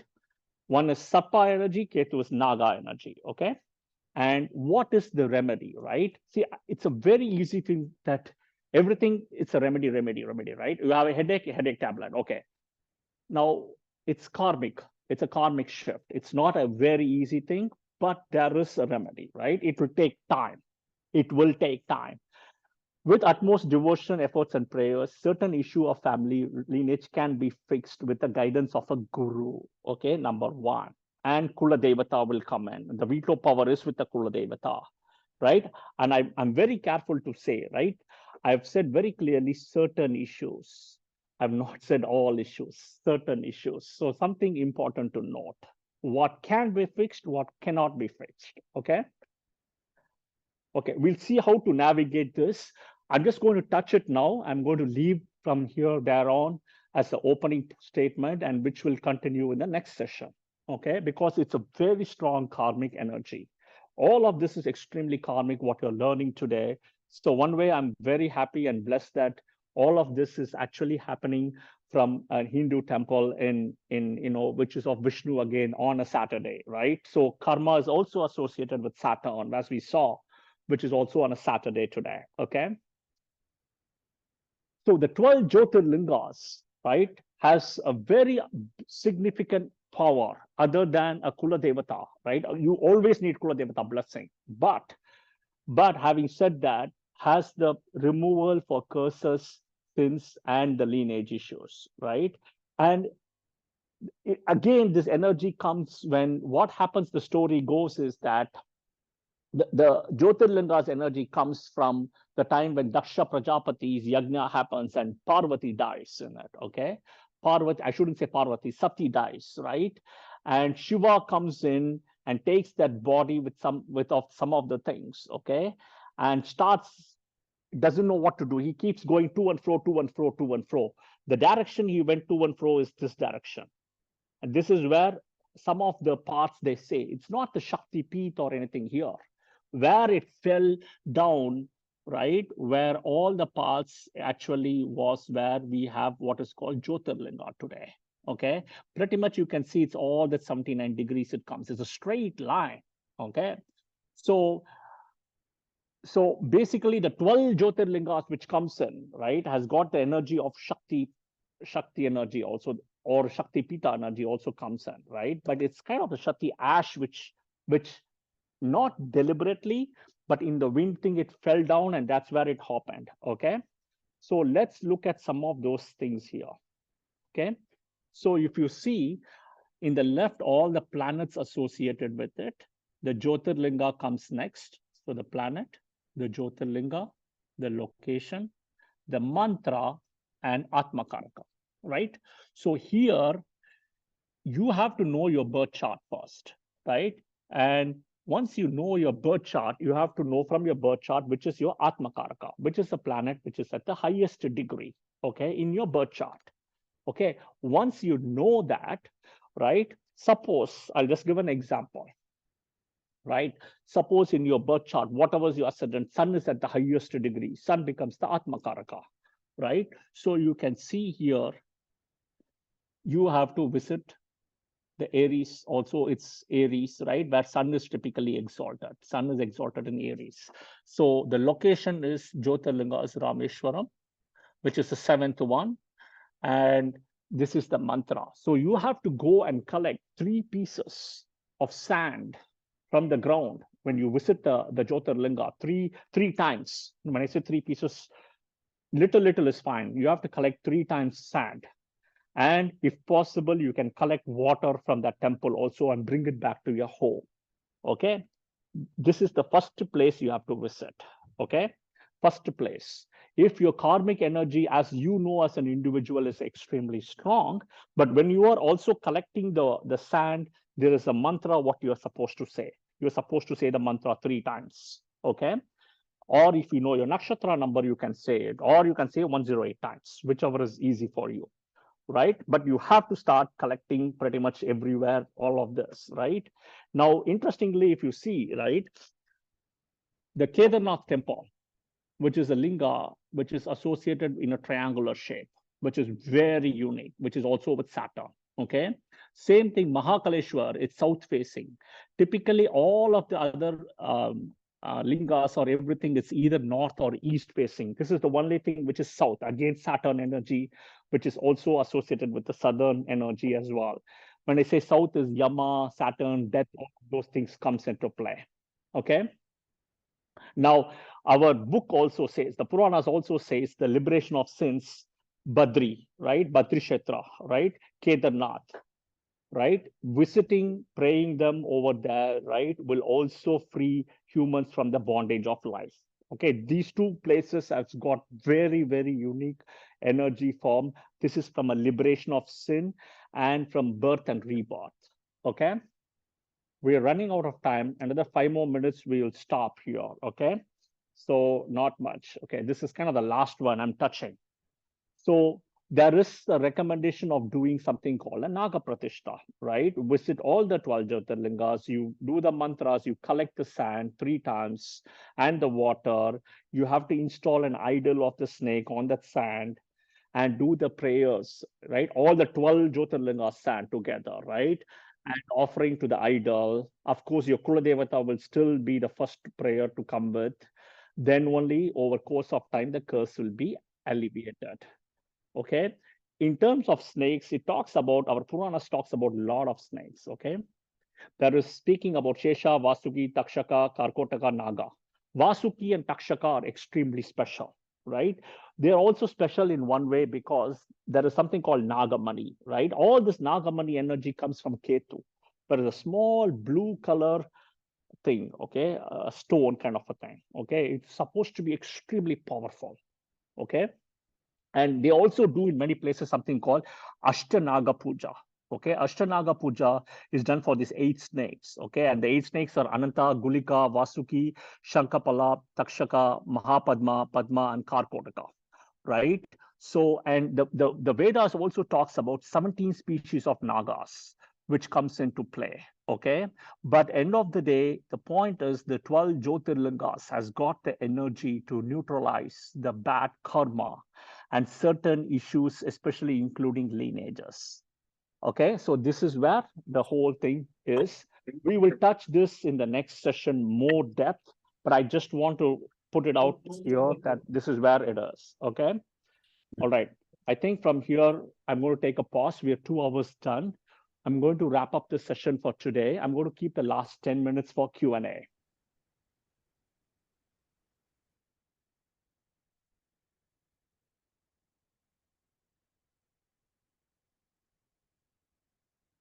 You can type your questions in the chat, and I'm happy to answer your questions as well. Yeah.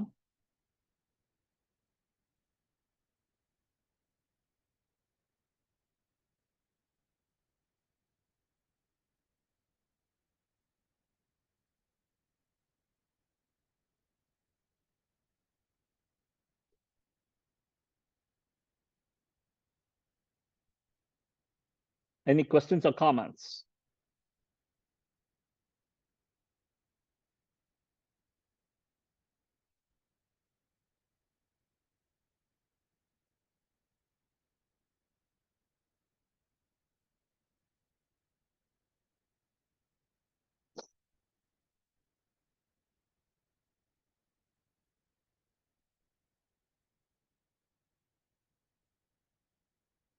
Any questions or comments?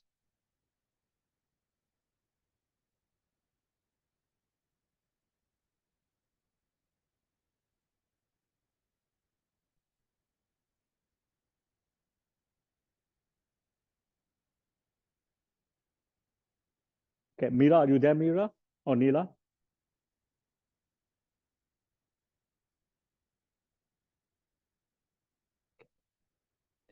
Why do we have Naga on 2 sides next to Lord Ganesha? Right? Okay, so Ganesha, what happened is there is a story about. So one of the things is, right, the energy for Ganesha is associated with Ketu. Okay, Ketu, which is energy of Naga. Okay, and anybody who is undergoing Ketu Mahadasa, Ketu Antardasa, or Ketu not placed well, Ganesha becomes a very important deity. Think of one example is think of how the head of Ganesha was cut. Okay, and an elephant head was placed. Okay, an elephant head was placed. Same thing is Rahu also, the or Swarbhanu, the head was cut and the snake head was placed on a human body, right? So Ganesha, very similar, has the energy of Ketu. Okay, that is what Ketu is associated with Nagas. There is also another story happens is there was a big event where Ganesha attended in the Devaloka, the Indra Loka, right? And then what happened is Ganesha, in Ganesh Chaturthi, they make a certain thing. I cannot say the name in Hindi or English now. In Tamil, it's called Koyakata, which is his favorite thing. Okay. He ate a lot on that day and he finished and he was full. And on that night, okay, it was a new moon night. It was an Amavasya. Okay. So the light was not very, very strong. And when he came out and started walking, suddenly, because it was a dark non-luminary or an Amavas, new moon, he saw suddenly a big snake coming out and it scared. So Ganesh, what happened? He kind of vomited. In that process, seeing in the dark light something suddenly moving and everything, it was a Naga snake. And then he vomited his favorite food. So then Naga said, "Oh, I made a big mistake. I made you vomit, and I made vomit." So then the snake Naga apologized to Ganesh. So now the Naga said, your stomach, right, is actually full, and that's why you vomited. So why don't you take me as a belt and put it in the stomach? Think of this way: when somebody is eating food, sometimes you feel you have overeaten, or you want to eat a little bit more, you loosen up your pant, you loosen your waist, so that you can eat a little bit more, or if you ate more, you can adjust your waist accordingly. Okay. Same thing, the snake itself became like a belt for Ganesh that way, right? And Naga, in order to apologize and to Ganesh and take it as a blessing, became like a belt. So anytime if you see a Ganesh statue, it's not only on the side, even in the waist, he will have a belt, which is a naga. Okay, so that's the answer. Yeah. Okay, there is another question. I hope that clarifies. There's another question. Wasn't Devyani wrong? Yes, the answer is Devyani is wrong because the curse, it starts from Shukracharya. The Mahabharata doesn't start from Devyani. The Mahabharata starts from Shukracharya. And the curse comes. And I forgot to mention one important point in this. Shukracharya said, I can only swap. I cannot remove the curse. I will swap both your bodies, energy and stuff. The curse in Hastinapur will always be there. It will never go away the lifetime. So sometimes these curses, when they are put into non-station or stationary objects like home, real estate, land, buildings, right? It doesn't go away. It's a permanent curse. It cannot be removed. Yeah. But the answer, Devyani, it was for Devyani. It was for Devyani. But Devyani is not the answer. It's Shukracharya. Yeah.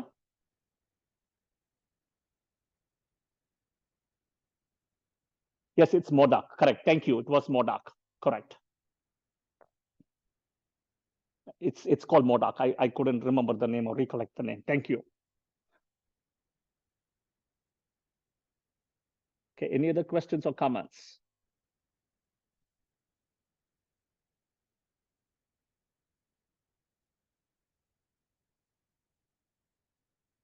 So in terms of next session, I don't know. I will try to do sometime before the end of this year, or it will be next year, but I don't know. I will have to update. I will try to upload this video in the next 24 to 48 hours based on my travel right now. So I will try to do that.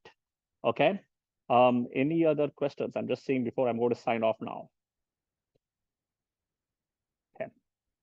I'm just going to, before I sign off, I just want to say my prayer, but I also want to thank the temple, and you can see the small thing as well here. I just want to thank both Dr. Joshna and Madhu as well for giving me this opportunity to kind of do the third presentation, which was also a little bit karmic as well from the temple, which is actually a very big blessing. So I really, really appreciate that. And it's also a blessing and honor for me one way. And also I would, continue to do certain things, and things, magics and miracles doesn't happen overnight. You have to understand this. It is karmically big. It takes time, right? It is karmically big. It takes time. And it is also, something that you have to work for it, right? You got to get blessings. People all think it happens overnight, right? So even the answer for Bhishma and stuff here, right? Bhishma, again, if you see, he was part of the Ashtavasus. He was born in the previous birth, and he was trying to steal the Kamadhenu from Vashishta, right? Among all the 8 Vasus. So eventually he was himself reborn. But Bhishma and all, even in the Mahabharata, came later, right? It is Shukracharya, right? And in reality, look at it. Look at what happened after Hastinapur when the war, Mahabharata, right? Kurukshetra war was won by the Pandavas. Did you see any happiness? Did you see any proper thing? No, it all collapsed. And it was the curse of Shukracharya there. Okay. I will always tell you, right? Shukracharya is extremely powerful. Okay. Extremely powerful. And we will go into this next session again, right? Of the gurus and stuff. First of all, he's a guru. Okay. He is extremely powerful. He becomes a Navagraha too. Third one is I explained about how he owns the 2nd and 7th in the zodiac, right? And there is a story which will all come in the next sections as you go about Kamkasura, right? Kamkasura is a person who actually became very powerful in the top 3-4 asuras so far, right? He comes there. So if you think of the number one, I would say I always go back to the Narasimha avatar of Vishnu, right? So the Hiranyakshabu, he is like extremely powerful, right? And somewhere Tarakasura is also powerful, right? And somewhere Kamkasura is very powerful also, right? Very, very powerful. But I think people don't know the name Kamkasura today very well. People don't know. But he got blessed by Brahma, and And then Mahishasura is there, Mahishasura. And Mahishasura, and then Mahishasura gets a boon. We'll come that later next, but Kamkasura gets a boon from Brahma that nobody can literally do, all the people he will name. But he comes back. And then Shukracharya, who is the guru, he says, you have missed Stri. Stri means female deities. You have missed. And you have made the same mistake what Mahishasura did. Okay? Which means Mahishasura was killed also by the female deity, right? You can think of the Adi Parasakti version or the Mahishasura Mardini, right? She curse. So then he says, go pray to Shiva, and Shiva will give you ask him the boon, including female deities, then you are good. So Shukracharya guides Kamkasura, okay? He goes back, but now all the Devas knows, they all go to Parvati, right? Which is Shiva's thing. And then Parvati says very clearly, I cannot block what they say, block Shiva. I cannot block what Shiva is going to do. How can I do that, right? I cannot tell them no, I cannot. So then Narada says, you have the power, you can do it. And how? So then he says, you can do it. He says, you can do it with your speech. You can do it with the speech. Basically, what Parvati does is, takes the form of like Saraswati, goes into the mouth of Kamkasura, the tongue. And Shiva says, come, I'm here. Your countdown has started. Ask me what you want. Okay? And Parvati is inside, sitting on the tongue and holding it and not making him speak. He cannot ask. He wants to ask. He's not able to ask. So eventually Shiva waits and waits. He says, your time is over, Kamkasura, I have to go. And he comes back home and he starts crying. And his wife says, you went to pray for the boon and Shukracharya blessed you, but you've come back now as dumb. You're not able to speak. Okay, you lost the speech. You're not able to speak. And Shukracharya closes his eyes. He says, it's not anything with Shiva. Shiva came in with the good blessings and everything. It was all the magic of what Narada and the Devas have done. And they have convinced Parvati, and it was all Parvati. Right? And he keeps crying and he falls down on Shukracharya's thing. He holds Shukracharya's legs. Okay. And literally, he says, Shukra, please, I don't know what, he cannot speak. He's like crying. And the wife of Kamkasura falls down. Okay. Eventually, Shukra says, he prays and he says, I am Shukracharya, the guru of the things, and with all the blessings of the yajnas and the tapas and the things I have done, I am going to reverse this with my power, which means I am going to give him the speech as Shukracharya, guru. And he invokes that energy and he transfers all that energy of his positive things, what he's done as a guru, to bless him. And eventually he starts talking back again. He starts talking. And now Shukracharya says it's like a rebirth for you. And I am going to now rename you. You're not going to be called anymore as Kamkasura, but you will be called as Mukasura, right? He becomes as Mukasura. This is where I think people know him as Mukasura. But there's a big version of Shukracharya comes into play. But it also comes back later. He gets the greed and he gets all that thing happens where he has a fight with Shukracharya end of the day. He doesn't follow Shukracharya's words. So he says, from this day on, I am cutting the relationship between you and me as a guru and a disciple. You are on your own. Your countdown has started.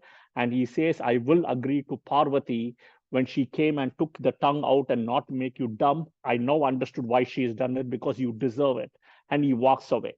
The minute he walks away, his death countdown starts. And basically the version of Adi Parasakti, which is like the 7 different Shakti versions, comes in together as Mukambika, who comes and kill Mukasura. Ambika, who comes and kill Mukasura, who becomes as Mukambika. So that's the whole story which comes, but you will all listen to it more about the gurus and the Shukra energy coming in down the line. Yeah. So I'm just going to put it in the open right now. So I'm going to say the prayer, because the guru becomes so important. They have the power to reverse a lot of things. Okay. Okay, so I'm going to say a prayer today. Thank you for joining. In the next 24 to 48 hours, I will upload this video and in YouTube, so you can also check it out. Yeah, and wait and watch for the next session as well. I could probably do it from another place. I don't know where it's going to happen. It was also going to be karmic, so I know it's going to come somewhere from a temple. So I will do that. Yeah. So give me a minute. I'll say my prayer and we will close the session for today. And thank you for joining.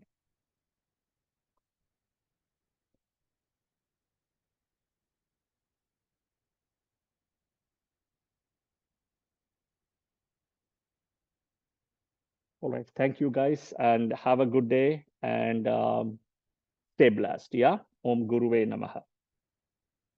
I'm going to go ahead and close the room.